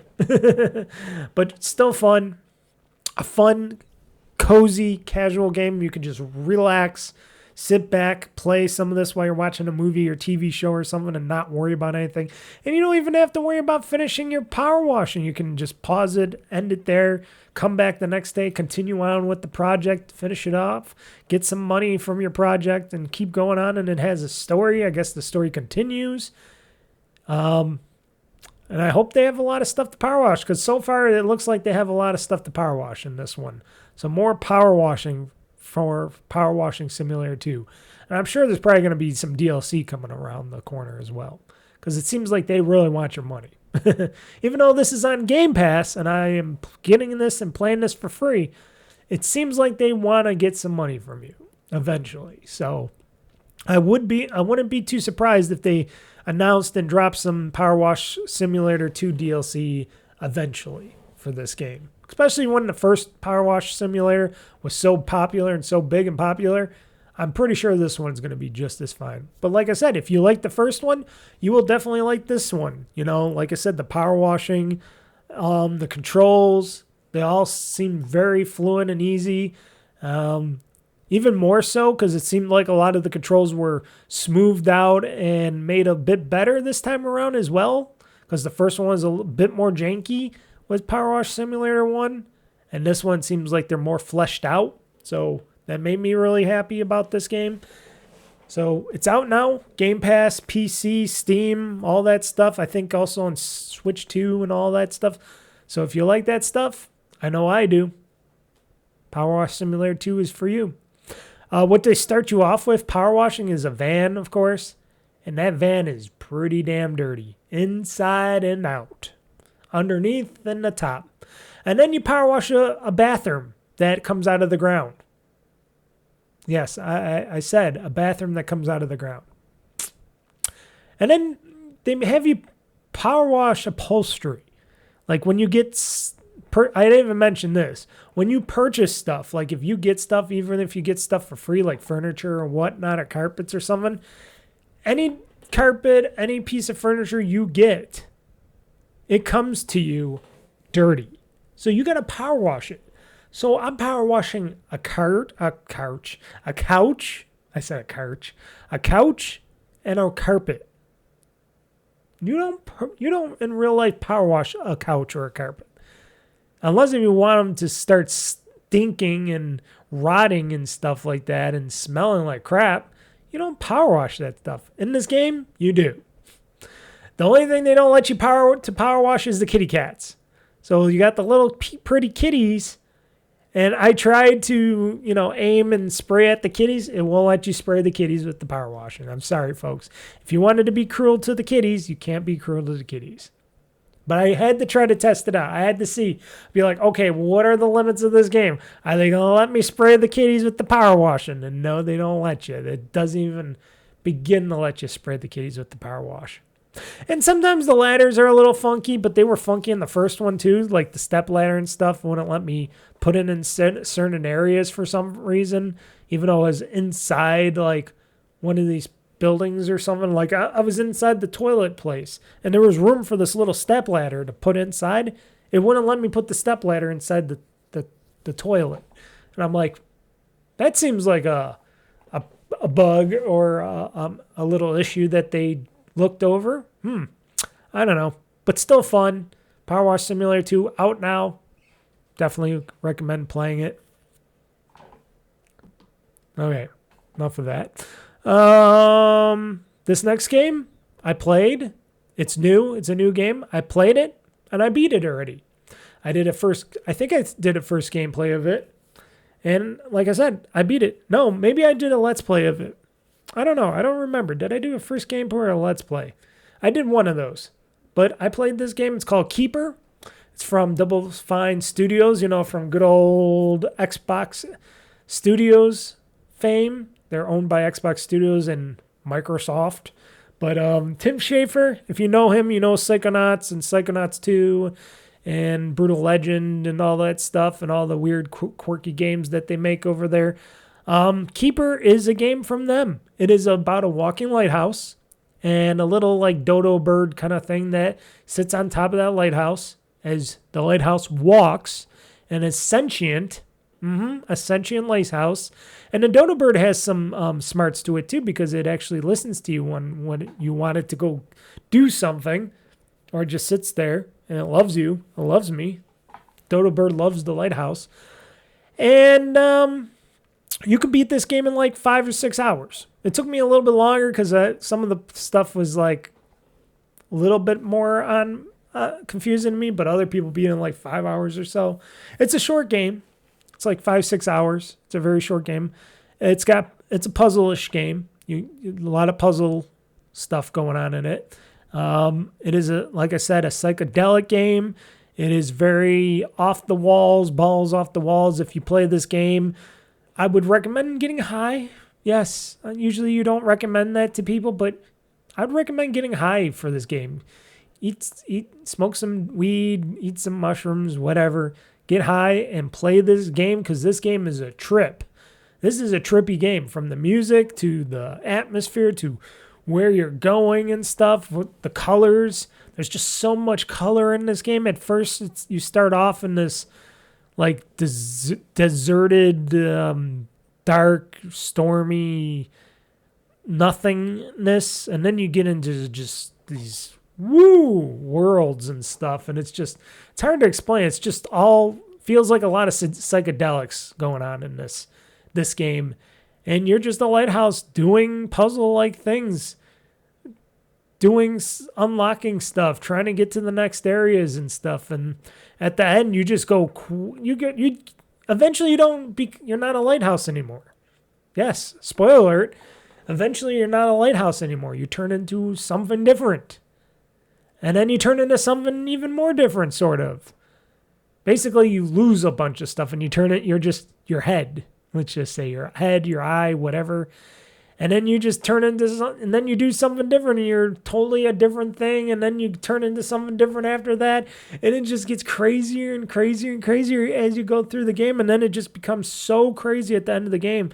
I'm just feeling like I'm going through some warp tunnels and stuff, and it's just colors and stuff all coming around me, and I'm just going through it. I'm like, whoa! I'm like, this would be a cool screensaver, man, or a video or show or something or whatever.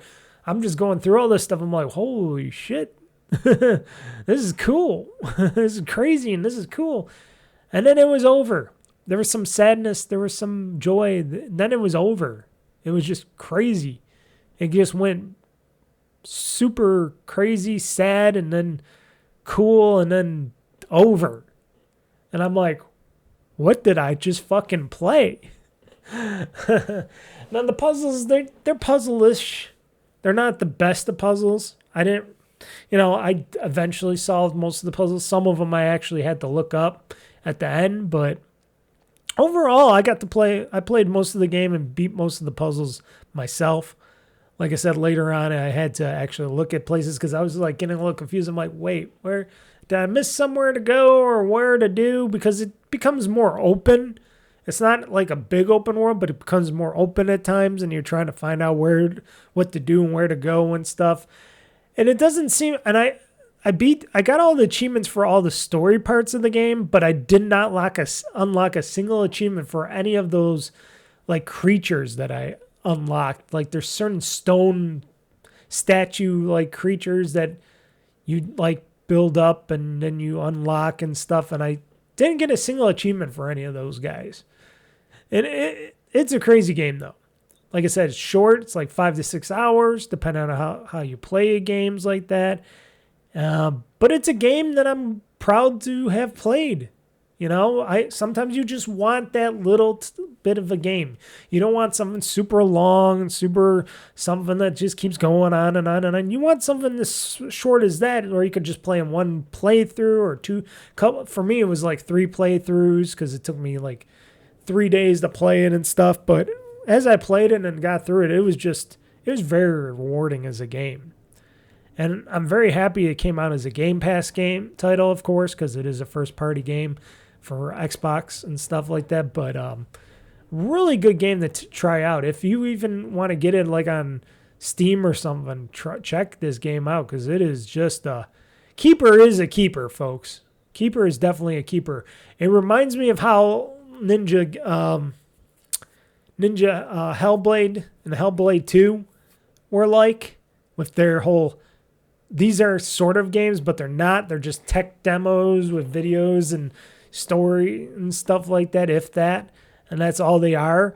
This is what Keeper feels like. It feels like a big, giant tech demo with a bit of a semi-story. There's no talking, no nothing. You're just following this walking sentient lighthouse and bird and stuff like that. And it just goes way different. It goes beyond what you would think this game would go at. And it's really cool. It's a really cool game. Really fun. Really short. And I highly recommend people playing it if you like that crazy puzzle-like psychedelic stuff. And if you can smoke a little weed or something, get a little high playing this game, I suggest it.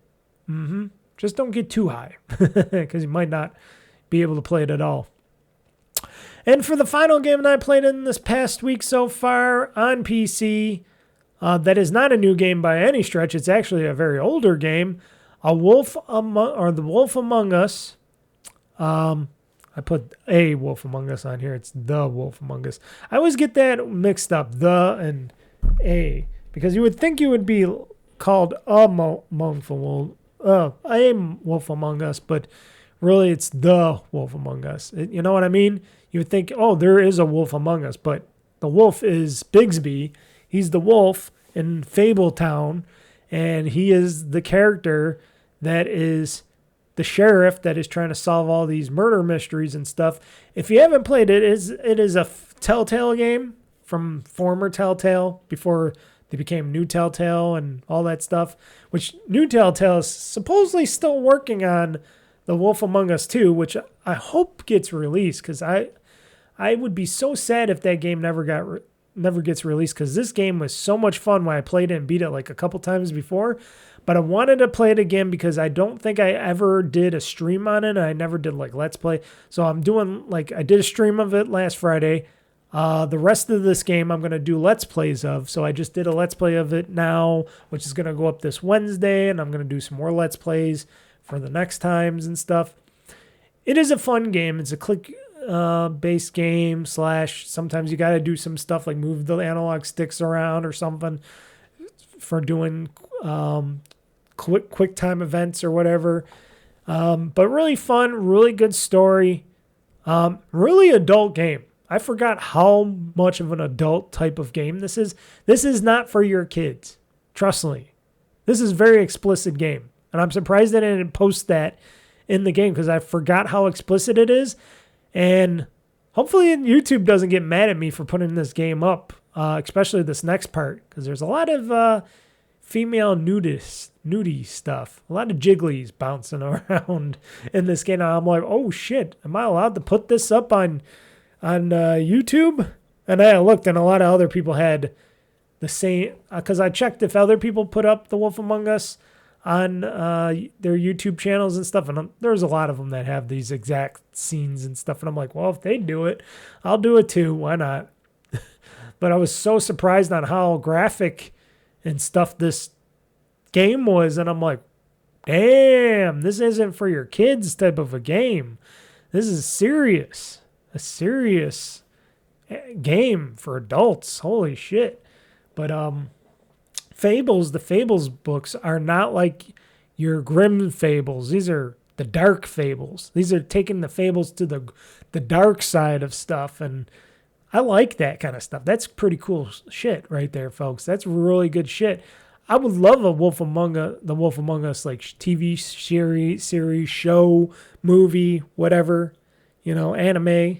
That'd be pretty badass. I'm surprised nobody's tried to make that yet, but it's really good. It's a really good thing, and having fun with it. The only thing, though, I have a little problem with, this game's supposed to provide achievements. Another reason I wanted to play it so badly on my PC for Xbox.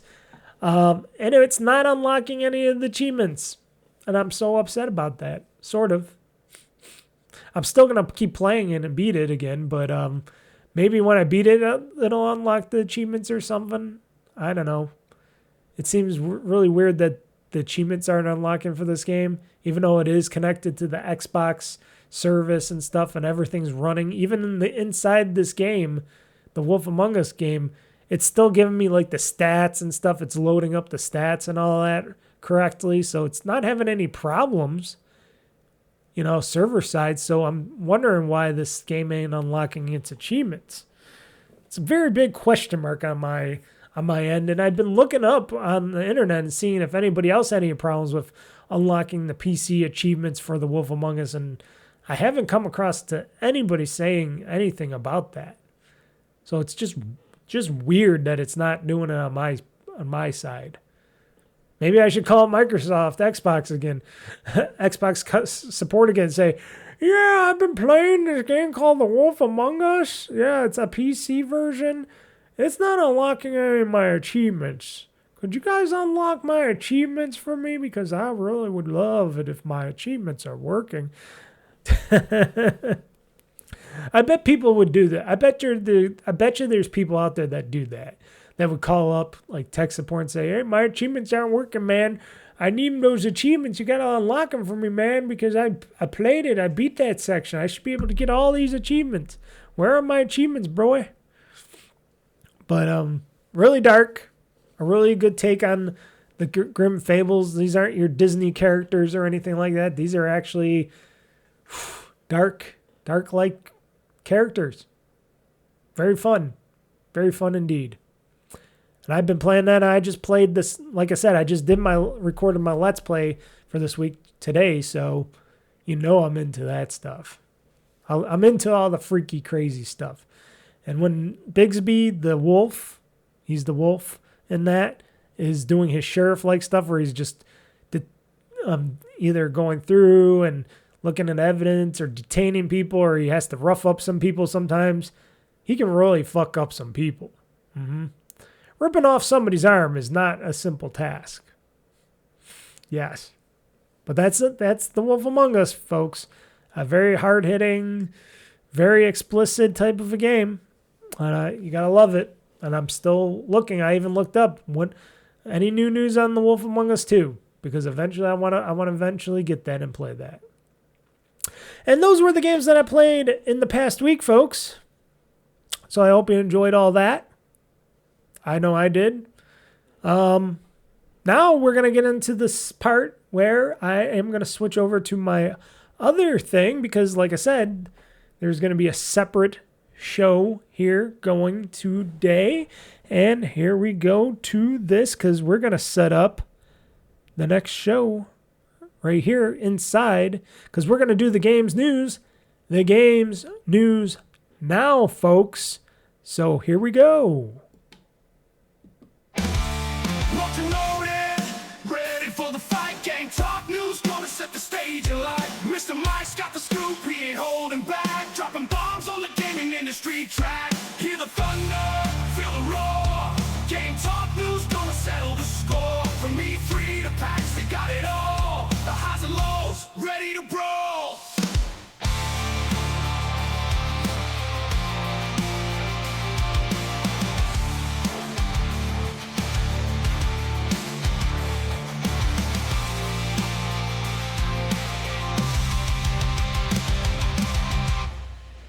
And welcome, everybody. I am Mr. Mike, and this is Games News Now. If you're watching this on the continued podcast, congratulations. This is on the Games podcast, GamezAttack podcast again. This is also going to be in the audio version of the podcast, of the GamezAttack podcast, or if you're watching this as the standalone show of Gamez Newz Now, this is going to be the final episode of Gamez Newz Now, because I am not doing any more of these Gamez Newz Now shows because I'm returning it to the Gamez Newz to the podcast. Mainly though, it's not because of numbers of people watching it or not. It's just I just kind of stretched myself a little thin, and I just haven't had the time to properly do these Gamez Newz Now shows. So I'm making this one, I think this is what, the 6th? Oh, I thought it was the 7th. It's the 6th one it says here. I hope that's right. I'm making this one the final one because I'm like, I would love to continue to do it. I just don't have the time. And if I want to do other stuff and do more gaming videos and stuff, I tried it. I thought it was going to work out, but then I'm like, nah, this is taking a lot longer than I thought I would because I'd have to make more extra videos and all this stuff. And I'm just like, why don't I just keep it in the games talk news section of the podcast, of the GamezAttack podcast? So that's what I'm going to do. So now this news is going to be back on my main podcast once a week, and it's going to be called the Gamez Newz Now section of the podcast. Instead of the Games Talk News section, it's going to be Gamez Newz Now. Now, the show, it might be done after this episode of me testing it out and trying it out, but you never know. In the future, I could always bring it back, or I could bring it back for special occasions or something like that. So it's not down and out. It's just semi down and out, because I don't want to promise people that I'm going to continue to do this if I'm not into continuing to do this show. So, but like I said, if you want to listen to my Gamez News or watch my talk on the Gamez News, you can watch it on my podcast, or listen to my podcast, the GamezAttack podcast. If you just want to fast forward all the way to the end and just watch and listen to the Gamez Newz Now section, you can definitely do that as well, because why not? Because it'll always be at the end of the show. So we're going to kick it off with a lot of games news here, and we'll try to get through it as best we can, as quick as we can. I was talking about this earlier, about official Xbox console emulation for Windows might be in the works. This is the first news story that I got. So Microsoft and Xbox are talking about how emulation for Windows might be in the works, that they're working something behind the scenes to try to get at least a portion of the Xbox titles, maybe from Xbox One, 360, Xbox Original, to be playable on PC and Windows, meaning like their PC store. So if you're like me and you got a lot of digital titles in your Xbox library and you can't play them officially on your Xbox Rog Ally X's or anything, or your Lenovo Legion Go's or whatever, well, maybe eventually you might be able to if they can get that stuff working, because they heard a lot of people want it. I want it.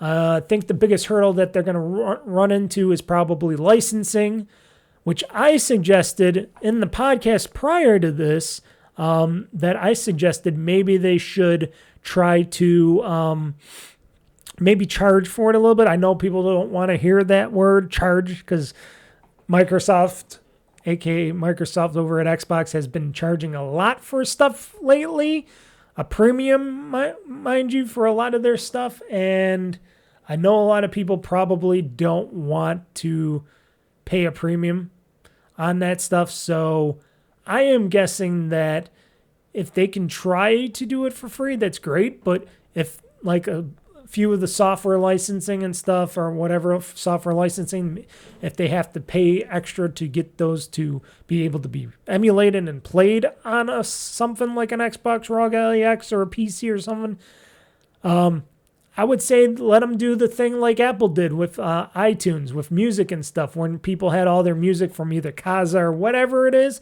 and they were able to spend, what was it, like $30 or something to download all their music and get it, and it would be transformed into legit music and higher quality.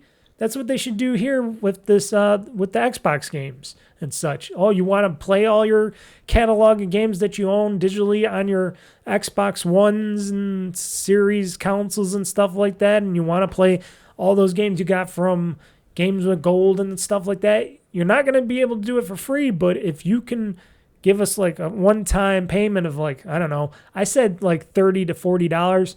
I'm probably thinking maybe it's probably going to be a bit more money depending. Maybe it'll depend on how many games you have or something like that. But if they give you like a one-time payment of something, but it'll be able to be played, these games will be able to be played on the PC or Rog Ally forever after that, I would gladly take a little hit like that. I know that's something that most people wouldn't like to hear from them, but of course it is a business, and all gaming companies are a business, and I'm sure everybody's going to want a slice of pie or extra pie or some sort of payment. So I would think that they might try to do something like that to get these licenses working like that for emulation or whatnot, because it's a little trickier than just being able to emulate the games and let them be playable on a like a PC or Xbox Rog Ally X, because a lot of gaming companies might see that as a pirating in general, and they wouldn't like it if Microsoft did that, because they know they're not making any more money off these games, and all these games were licensed to the Xbox consoles themselves, and because PCs and the Xbox Rog Ally X is not technically an Xbox official console that is locked down and all that, they're going to be more hesitant to let people like Microsoft do that kind of stuff. So Microsoft would have to entice these companies with some money to do that. And I think the only way they would be able to do that is if they charged us a one-time fee to convert those licenses over to being PC-centric licenses to be played anywhere after that. I'm just saying that out of the blue because I know that's something that might be up the pipeline and what they might do for that to get more games playable on stuff like an Xbox Rog Ally X or a PC or something like that.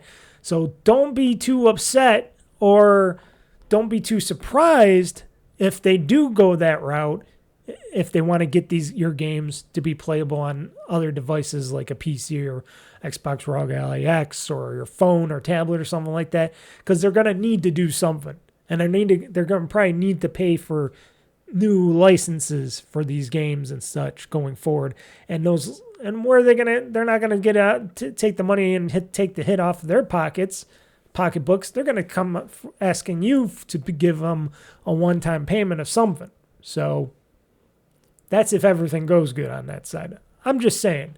So official Xbox emulation for Windows, hopefully it's a thing. Because they did backwards compatibility, and I would really like to get a lot of those games to be playable on my next console or handheld or console, which could be PC-like going forward. So that's something. In other new news, we got a Halo Project Update 2025 and everything that was announced in the Halo Project Update. So it's called Halo Campaign Evolved, not Combat Evolved. So it's basically going to be the original Halo game, which is coming to all next-gen platforms, folks. And that's not just Xbox and PC. I'm talking about PlayStation 5. So for the first time ever, which a lot of Xbox fanboys are probably jumping up and down going, ah! And a lot of PlayStation fanboys are going, oh, ho, ho, ho, or something. You know, people are going to be like that. You know, people are crazy like that. But it's true. Halo is jumping to multi-platform, folks. It's not just sticking to Xbox this time around. It is coming to PlayStation 5.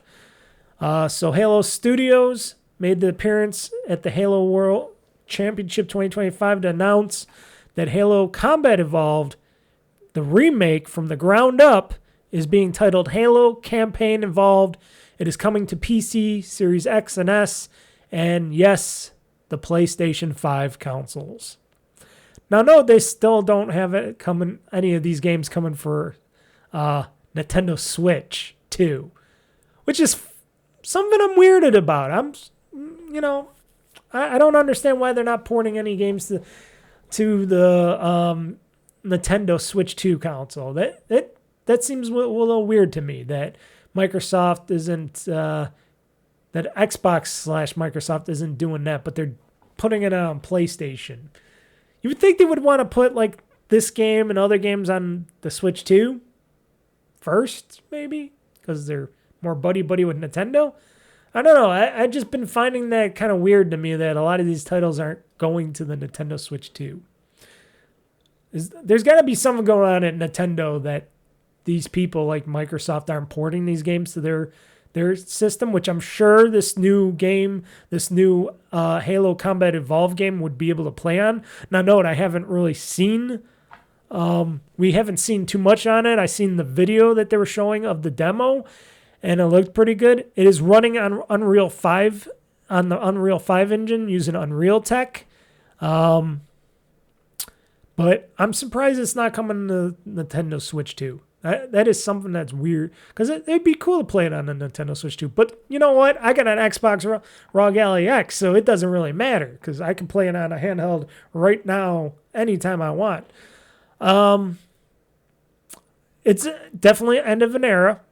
I know a lot of people are probably upset by it. I didn't think this was going to happen, but now that everything else has happened and gone on, I'm like, whatever, defeated, whatever, I'm defeated. Let it go. Let it be on everything. At least as long as they can get enough money to make new games and stuff, and they're not just going to strip mine everything else and demolish everything else, I do not mind. If more people can play Halo, the original Halo, that is getting remade from the ground up to look better and play better and all that stuff, let it be. Let them have that. You know, I'm going to play it again for the 15th time probably when it comes out, and I'll play it day one. But not surprised anymore. Because like I said, Xbox is not a platform any longer, folks. Xbox going forward is going to be a studio. Now, sure, they will still have the Xbox platform if you want it, but that hardware is not going to be something you want, because it's going to, first they're talking about premium, which we'll talk about soon, and it's going to be something that's on the side. It's going to be more PC-like, and you might as well play it on your PC or a PlayStation, or eventually maybe a Nintendo Switch device or something going in the future.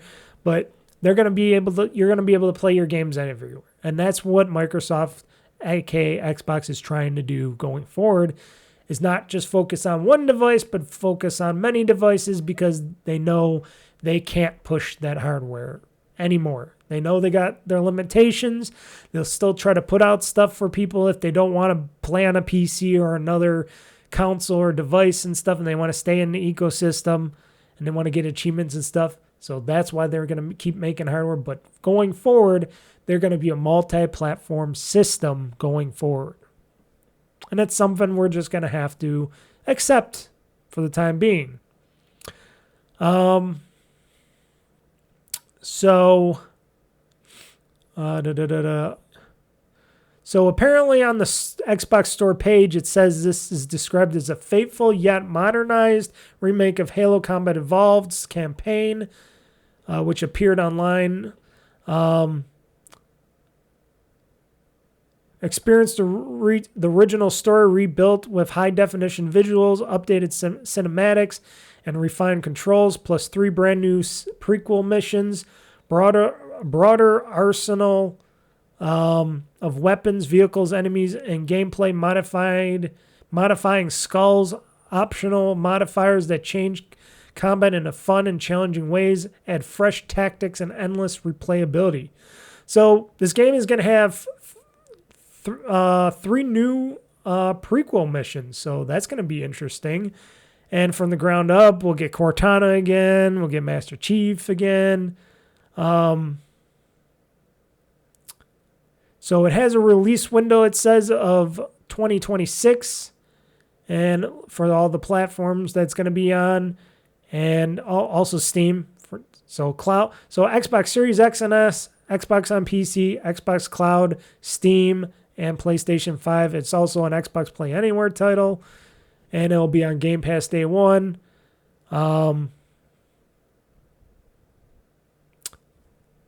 There is not going to be any multiplayer in this version of the game. Maybe they'll add it down the road. But as of right now, they are just focused on the main campaign, the story of Halo. So they're just doing the story of Halo. So this is just going to be the game, which to me, I'm an outlier on this as well. I don't really care about the multiplayer. I'd just rather have a good campaign. And even though I do kind of know the campaign, if they are doing prequels to the campaign and they're updating it and stuff, I will be happy with that. And I'll just be happy with the game, the campaign, the story. So hopefully that comes together good in 2026. We will find out. And I'm sure people are going to be complaining that there's no multiplayer for it. But like I said, usually if they don't put multiplayer out right away, maybe they eventually will do that, or maybe they'll do that in a sequel or something. I don't know. Maybe they're just focused on just making the game look and play great so that everybody can enjoy it in the future, for the future and stuff like that, and not just worry about, oh, what's this on?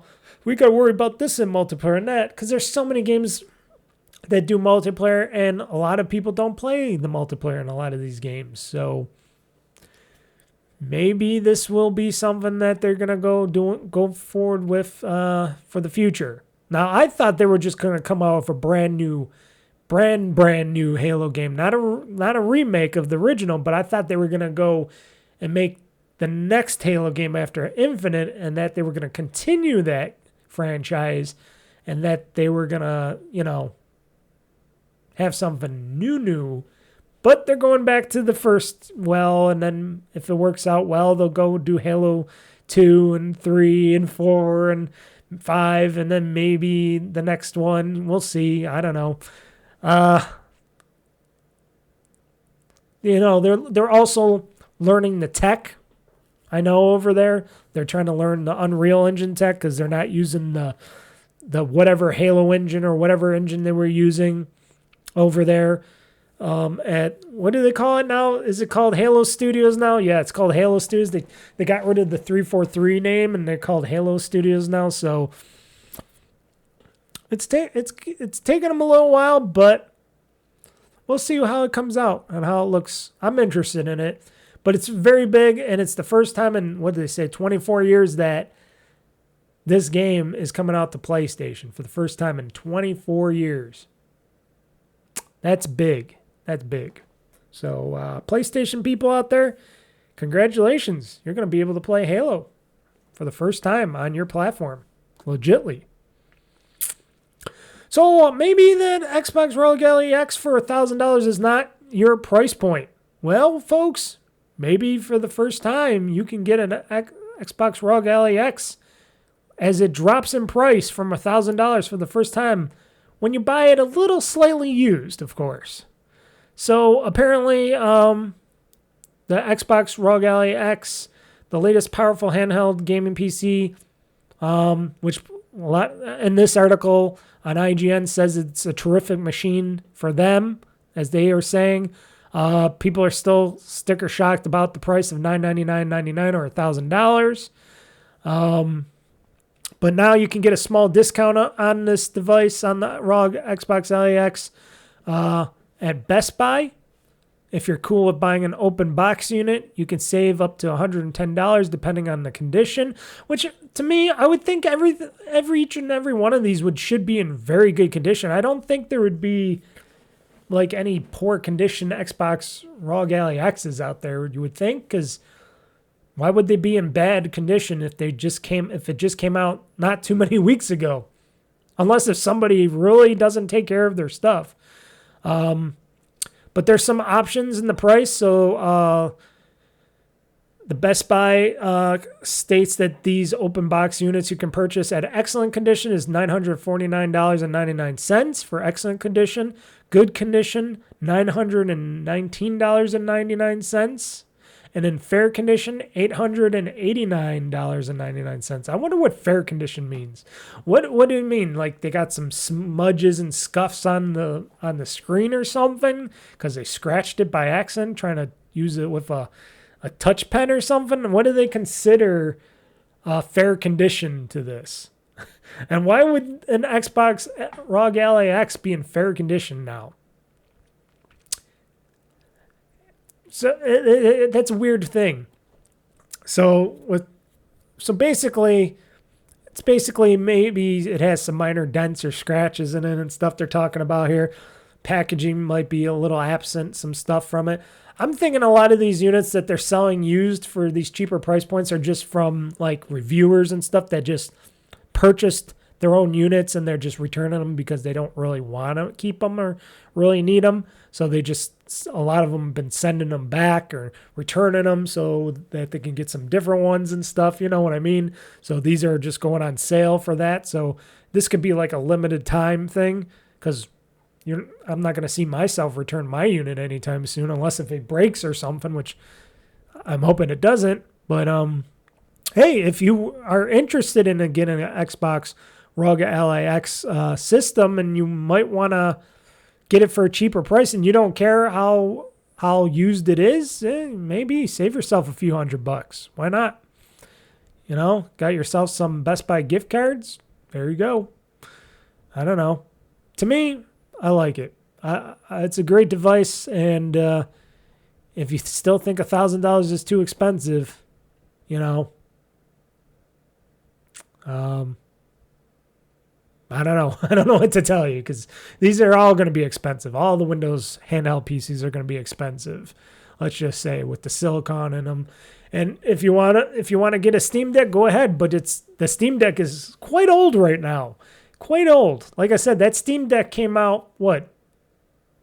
Not even a year or was it a year or not even a year since the ROG Ally Extreme came out back when I got it 3+ years ago.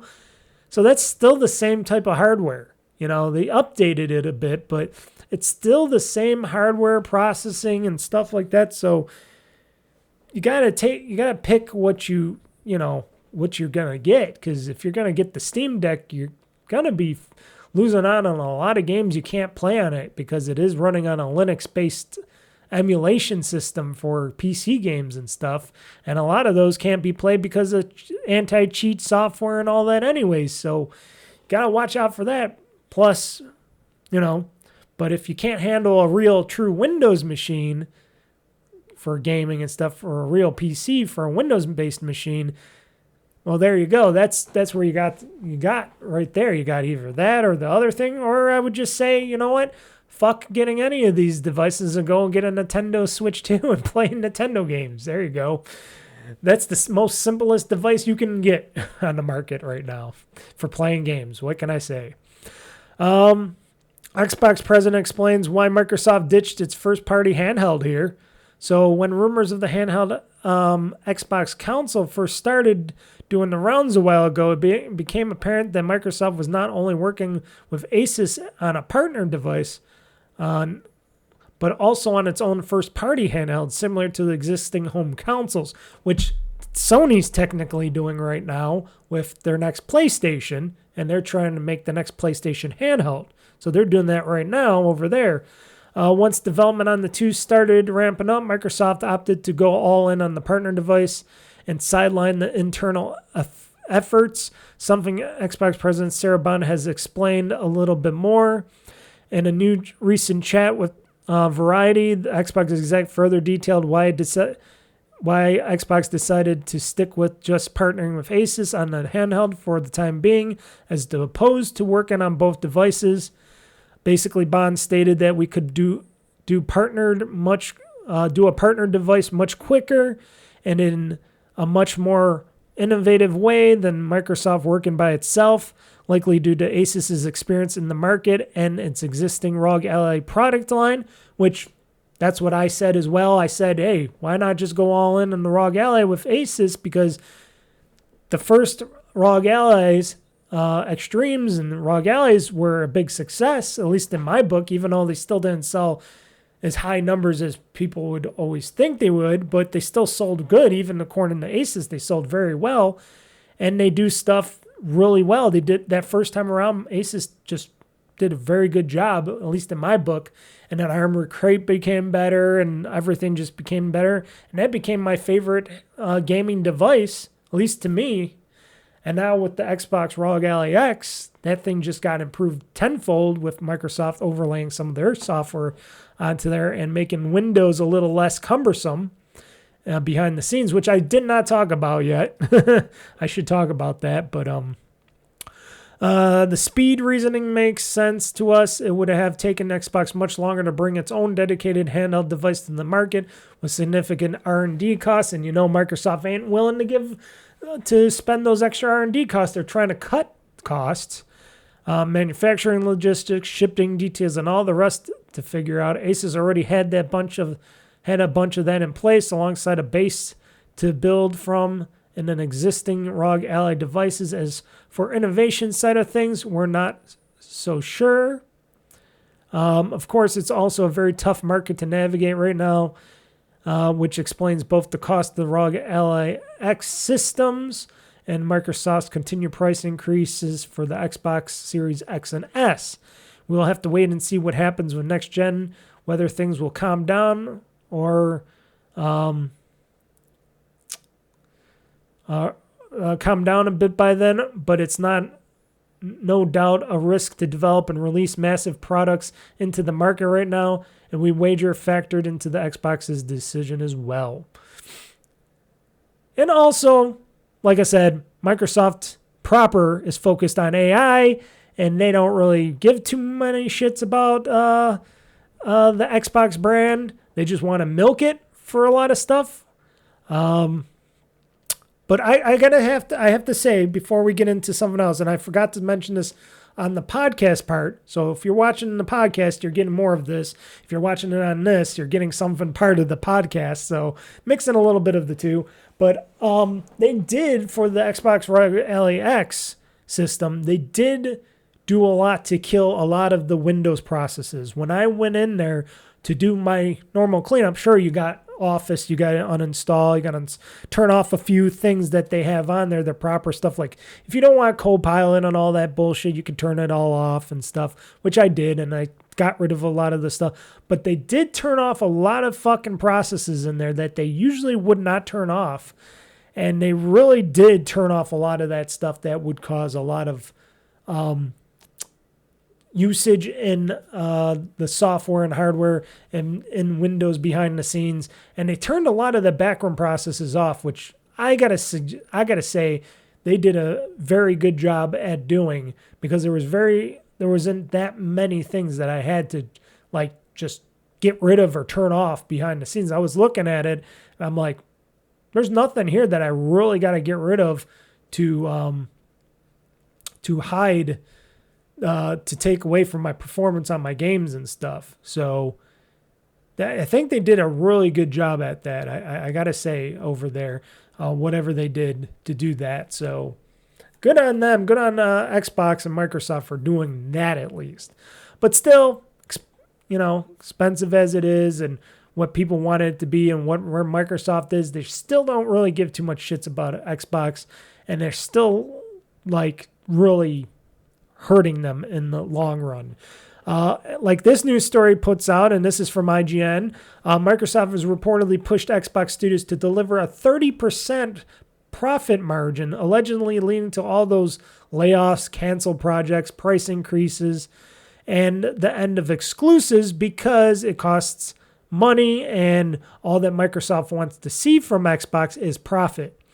And they don't want them to lose on that, because they're trying to get all their divisions up on the profit, because they don't want to spend any of the other money that they have and that they have in their $4 trillion-ish company, and they want to put more money into the stupid AI bullshit, which I still don't agree with, which a lot of people don't agree with, and that they should stop doing just AI and bullshit, and they should start focusing on the rest of their company, because if they don't, and the AI bubble pops and they get caught with their pants down, that could ruin Microsoft as a company long time. They're already ruining their reputation.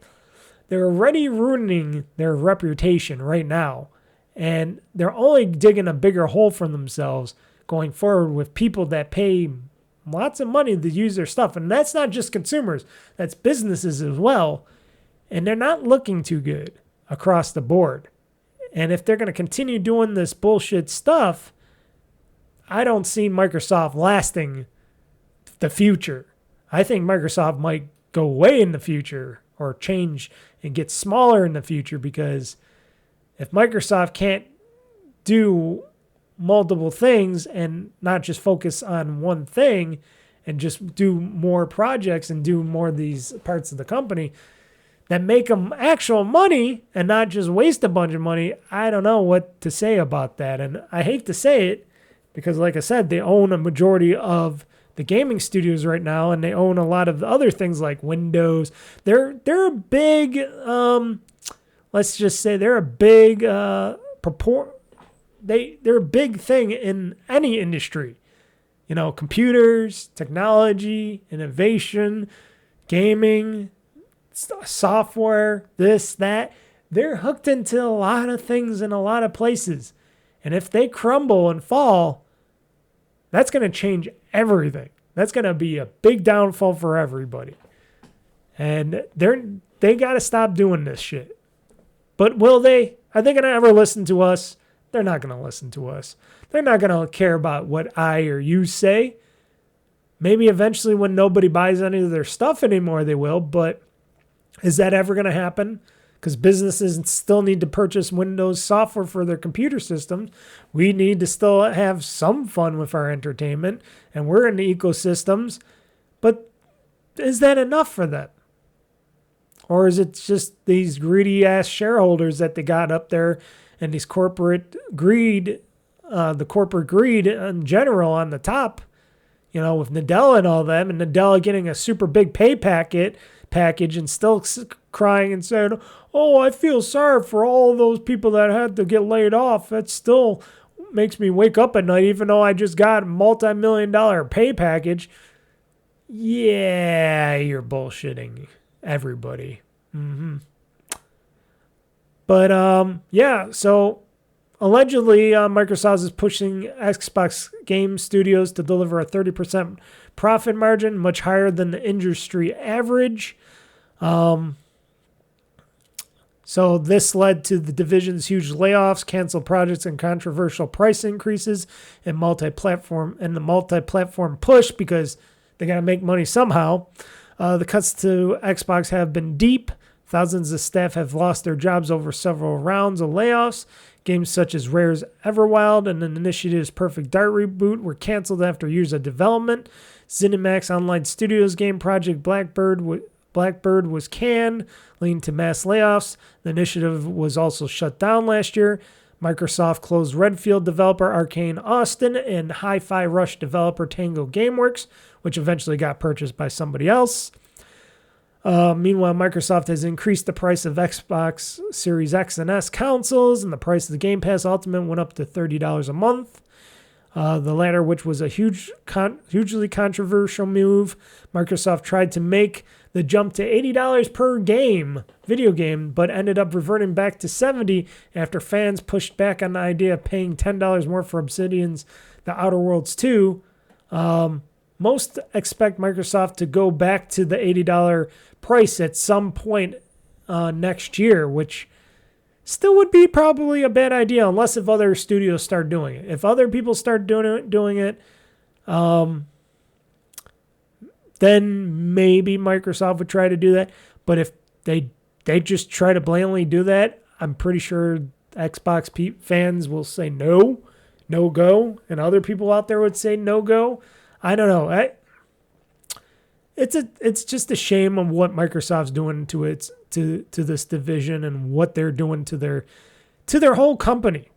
It is bad, and I wish there was something more we could all do to just stop them from fucking themselves over, just over some stupid AI that nobody's gonna pay for, you can use it, but it's not gonna be used in the amounts of what they think it's gonna be used for. And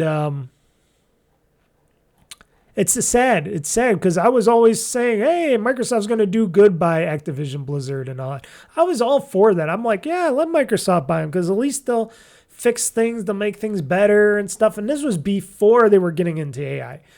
All this was before the whole AI boom started. This AI boom started well after the whole COVID thing and on.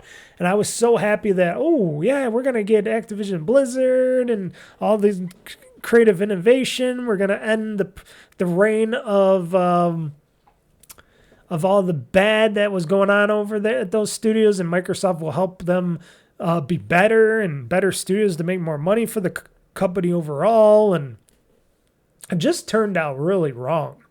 But this could happen anywhere. Look at PlayStation. They can't think of any games to make right now, and there's very few games that are being made on the table, and who knows what happens to, to Bungie. Bungie might be gone. Bungie might be no more. But everybody, of course, and I'll still say it. It's still, Microsoft is still the big bad in this, but it's not going any better at Sony. EA's been bought by the Saudis. Who knows what 2K is going to do eventually? They're still making money, but who knows? Ubisoft's been split off into many different ventures and stuff. Tencent owns a part of the company. They split it off into two different parts of a company. They're being owned by this and that and done by that. Nintendo's owned by a big portion by the Saudis as well, and they're in their own ecosystem and stuff like that. It's just gaming has been in a bad, hurtful state, even though there's been great games coming out from everywhere, from indies to big time publishers. It's just really bad on what it's been going on lately with gaming. And it's just, even though I try to enjoy all the games that I still get and play, either it be via Game Pass or what I purchase, still in the back of my mind, I'm like, what's going to happen to the future of gaming? Is it going to still be around? Is gaming still going to be around as we know it? Or is it all going to go a totally different way? Is it all going to just become PC and Steam? Or is it just going to be Nintendo all together again? Who knows? Because even Valve, you got to wonder. Because, they're all getting older at Valve. Gabe Newell, he ain't getting any younger or healthier over there. Look at that guy. He's been eating good, maybe a little too good. I don't know. I don't know how well his health is going to be, and he's not any spring chicken. How long has he got? And when he goes, what happens to that company with all the other executives and people that, I guess, jointly own the company? Got to wonder what the future is going to be like in gaming going forward for anybody. PC, Xbox, PlayStation. Maybe Nintendo's going to just eat it all up again. Oh, thank God for indies. Got to think about that. But still, Microsoft, they can change their tune. They can change this all back around. They still got some time left. But will they do that? Maybe they'll take a new CEO or something, or new leadership. Maybe they got to divest themselves from the stock market a little bit. Maybe they got to sell a bunch of that stock and, Microsoft's got to buy itself back a bit so they don't have to be beholden of shareholders that much. You know what I mean? It's just crazy. That's why I hate the stock market so much. That's why I hate this whole stupid financial game, because it's all a big game and it's all a game of everybody's going to lose eventually. It's horrible. It's just, ooh. Next story. Todd Howard reassures Fallout fans as Fallout Day 2025 ends without a brand new game reveal, which we knew was going to happen because they're working on the next Elder Scrolls. The next Fallout game ain't coming for a while. Just know we are working on even more, he says. So, Fallout Day 2025 came to an end without any announcement of a new Fallout video games. Yes, there's a new version of Fallout 4 coming, a new Fallout New Vegas bundle, and a new content for Fallout Shelter and Fallout 76, but there's no word on any Fallout remasters, which some had opted for, or less likely Fallout 5. Yeah, which we all know Fallout 5 wasn't going to come, but we were all thinking, well, maybe Fallout 3 and New Vegas might get remastered, and we could get those. At the end of the Fallout Day broadcast, Bethesda design chief Todd Howard acknowledged that Fallout fans were probably left a little disappointed by this, but promised that the developer is working on even more Fallout. What that means exactly is anybody's guess, because, you know, he's got his hands in all those cookie jars there. But Howard did state that Bethesda is looking forward to showing fans what it is cooking.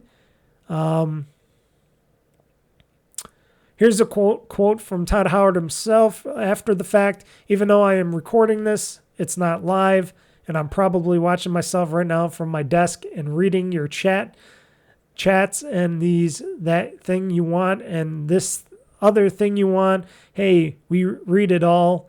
Just know we are working on even more. We are looking forward to the day when we can share that with everybody. Also, ahead of Fallout Day, Hollywood star Danny Trejo, who played Raul Alfonso Tejada, a ghoul companion in the much-loved Fallout New Vegas. I forgot all about him. I didn't know he was voicing anybody in Fallout New Vegas. I probably knew that a long time ago. I haven't played Fallout New Vegas in a long time, so that's kind of funny. He was talking about this. And I guess apparently Danny Trejo was saying, hey, he called on Bethesda to remaster the game, New Vegas game, I guess. But then they were talking about some stuff like Fallout Season 2, which is coming out in December, which they're heading to New Vegas for that. And nothing really else dropped at the Fallout Day broadcast. You know, just some new stuff like that. I wonder what the new version of Fallout 4 consists of. I didn't really look into that much yet. So Bethesda announced Fallout 4 Anniversary Edition confirms Nintendo Switch 2 version for 2026. Okay, there we go. So due out across PC, PlayStation, and Xbox on November 10th, 2025, and the Nintendo Switch 2 in 2026. It's the first time Fallout 4 will be available on a Nintendo Switch console. So it's going to be the Anniversary Edition. Okay. So if you want to play Fallout 4 again, you can play the Anniversary Edition. I wonder if it'll run better on PC, because I was trying to run Fallout 4, the regular version on PC, and that was a little janky, but maybe it'll be better this time around. And in final Games News Now, folks, Nintendo has reportedly requested a massive boost in Switch 2 production, with 25 million units expected to come out by 2026. Nintendo Switch 2 units have expected to rise to 25 million by March of 2026. That's a lot of units. Nintendo is reportedly increasing production to maximize for Christmas sales. The console could sell 20 million units this fiscal year, according to sources. That's a big jump. The Nintendo Switch 2 sold 2.4 million units in its first 3 months in the United States, surpassing the PlayStation 4's record 2.2 million units sold in the United States in its first quarter. And analysts predicted that it could sell upwards of 17.6 million units by the end of the handheld's first fiscal year, and 100 million units by the end of 2029.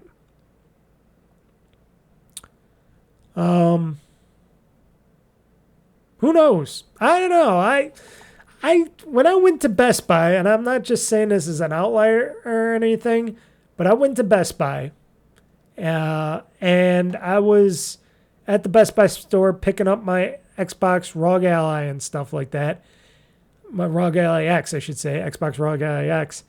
And there was a lot of Switch 2 units on the back of the shelf there. They had in their main area to pick up stuff and do all their Geek Squad stuff. That's where they had all the consoles and all the high-priced items and stuff. And they had all the Switch 2s there.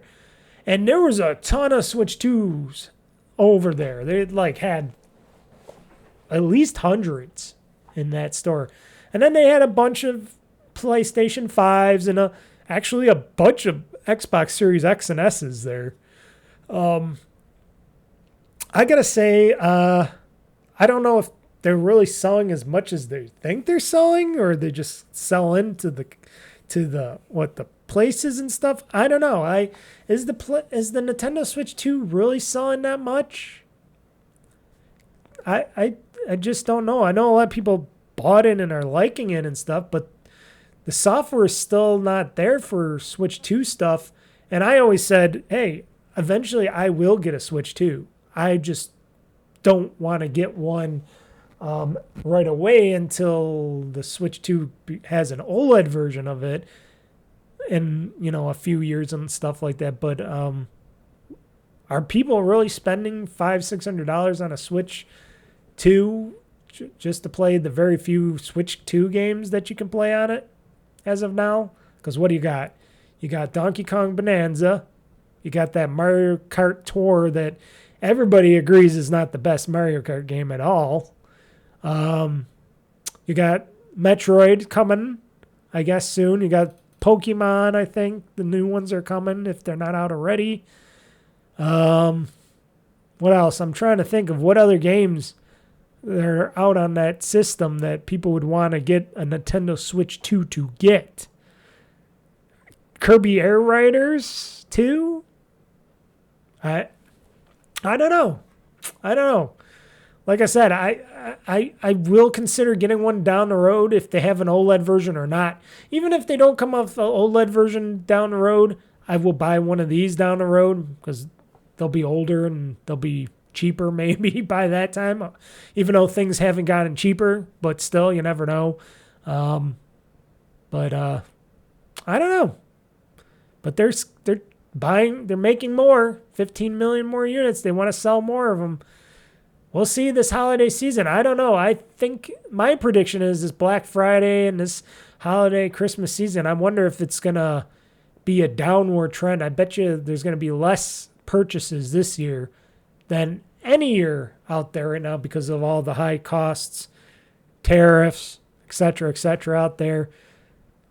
That's my thing. I think people will be buying less gaming and less technology, less stuff this year than probably most years, because not just here in the United States, but around the world, it's been pretty meager financially wise. So I don't know. I had to say that because, like I said, I already got my Christmas gift right back there, the Xbox Rog Ally X. So I'm good. But we'll have to wait and see, folks. So that's the end of this show. So I'm going to end this show right here, right now, as I do that. So everybody, thank you for watching and listening to the Gamez Newz Now show. Like I said, I am switching the Gamez Newz Now show back to the GamezAttack podcast. If you want to watch further Gamez Newz Now stuff, and you can always either fast forward through it or just listen and watch my whole podcast. But thank you for letting me do the shows. And now back to the GamezAttack podcast. Woo! So we're back in the podcast part. And yeah, that's all I got. That's all the news. That's all the stuff. Like I said, I am going to be playing more of these games today. This podcast, I got to still edit and stuff. Maybe I'll put it up. Maybe I'll get it put up today or tomorrow. I don't know. It's getting a little late. It's almost going to be 6 o'clock, and I want to still pop. Either I'm going to pop some popcorn or I'm going to have some cookies today. I don't know yet. Either or. And I'm going to try to enjoy the rest of my night with some my Xbox Rog Ally X and watching some TV shows today. As you are watching and listening and watching this show, I already have up and available on the website and on youtube.com, my channel at OldFreakyGamer on YouTube, or my website at OldFreakyGamer.com. I have my first gameplay of Powerwash Simulator 2 up and ready. This Wednesday, I will have a nice Wolf Among Us 2 Let's Play, or not Wolf Among Us 2, excuse me. The Wolf Among Us There's only one game of that. Let's Play going up Wednesday. Also during the week, I should be having. Oh, freak me! I forgot to look up these things. I should have looked these up. I have. I gotta get into this. Hold on. Oh boy, I should have thought of this ahead of time. I so much forgot about this stuff, but there we go. Clicking in. Come on, open up files. I got a. It's only showing this. I didn't do that yet, did I? Oh, I got to do that too. I totally forgot. I totally boned myself, folks. But The Outer Worlds 2 is coming out this week. When does it come out? The Outer Worlds 2. The Outer Worlds 2. That comes out. Release date. That comes out October 29th. So today, that's Wednesday. So I might have to hold off on that. I don't know. I got so much stuff to do this week coming out for games and stuff. Because I got the Outer Worlds 2 is coming out this Wednesday, folks. This Friday, or Thursday, not Friday, but Thursday, I'm almost saying The Wolf Among Us again. Mortal Kombat Collection, Legacy Collection. Gotta keep my words straight and simple, Mr. Mike. The Mortal Kombat Legacy Collection comes out Thursday this week. So that's the, come on, calendar. Nothing's working. The 30th of October. So the 29th, we got The Outer Worlds 2. The 30th, we got Mortal Kombat, the collection. Oh, my God. The Legacy Collection. Oh, which I will also be playing. I will be doing a first gameplay of that, and I will be doing a Game On. I think a Game On session of that on Friday. Man, I should really relook of all what I'm doing here. Yeah, Game On. I'm doing a first gameplay of Mortal Kombat Legacy Collection. I'm doing a Game On version of Mortal Kombat Legacy Collection on Friday. And I totally forgot about The Outer Worlds 2 coming out this week because there's so much stuff coming out. I might have to wait on The Outer Worlds 2 for a little bit because there's just so much. And I might have to push The Outer Worlds 2 one back like to the following week or something and do a first gameplay or something of that. Because there's no way in hell I got enough time this week to do that game too. There's just no way I got enough time to be doing The Outer Worlds 2 first gameplay. Not this week. Oh no. If I do, it would just be like something really boom, boom, boom, but I don't think I do. I don't think I have the time, folks. This is what I'm talking about. This is why I'm not doing any new Games News Now shows, because it's just I don't have the time. It's not enough time. It's only me. This is a hobby. This ain't my job. I'm not sitting on my ass like everybody else is, being able to play these games every day and every week and just not doing anything else, and just that's all they do. That's all the people do in all these places. It's crazy. It's crazy. I can never do that. Maybe when I'm retired someday. Still, that's crazy. Anywho, folks, I'm going to go be crazy and enjoy some games before I have to go to bed tonight, because I want to play some more games. I played some games already today, but I want to do more gaming. Plus, I got to edit the podcast and the video. I got to put out this final edition of Games Newz Now, hopefully today, either today or Monday. So thank you all for joining me. We will be back on a less crazy schedule or a less crazy podcast next weekend, where I do more Games Talk news or GamezAttack news. So thank you for joining me. This has been the GamezAttack podcast. I am Mr. Mike. I'm out of breath. I'm thirsty because my mouth is so dry because I just couldn't stop talking. And if you enjoy this program, please feel free to tell your friends and family. Go to OldFreakyGamer.com or go to youtube.com/OldFreakyGamer-2023 and subscribe. And like I said, I got a tip jar. So if you feel like I need a tip, give me a tip. So have a great day, folks. So I'm out of here. So everybody, game on, game hard, world conquest. I'm pushing this gaming button, and the show is now game over.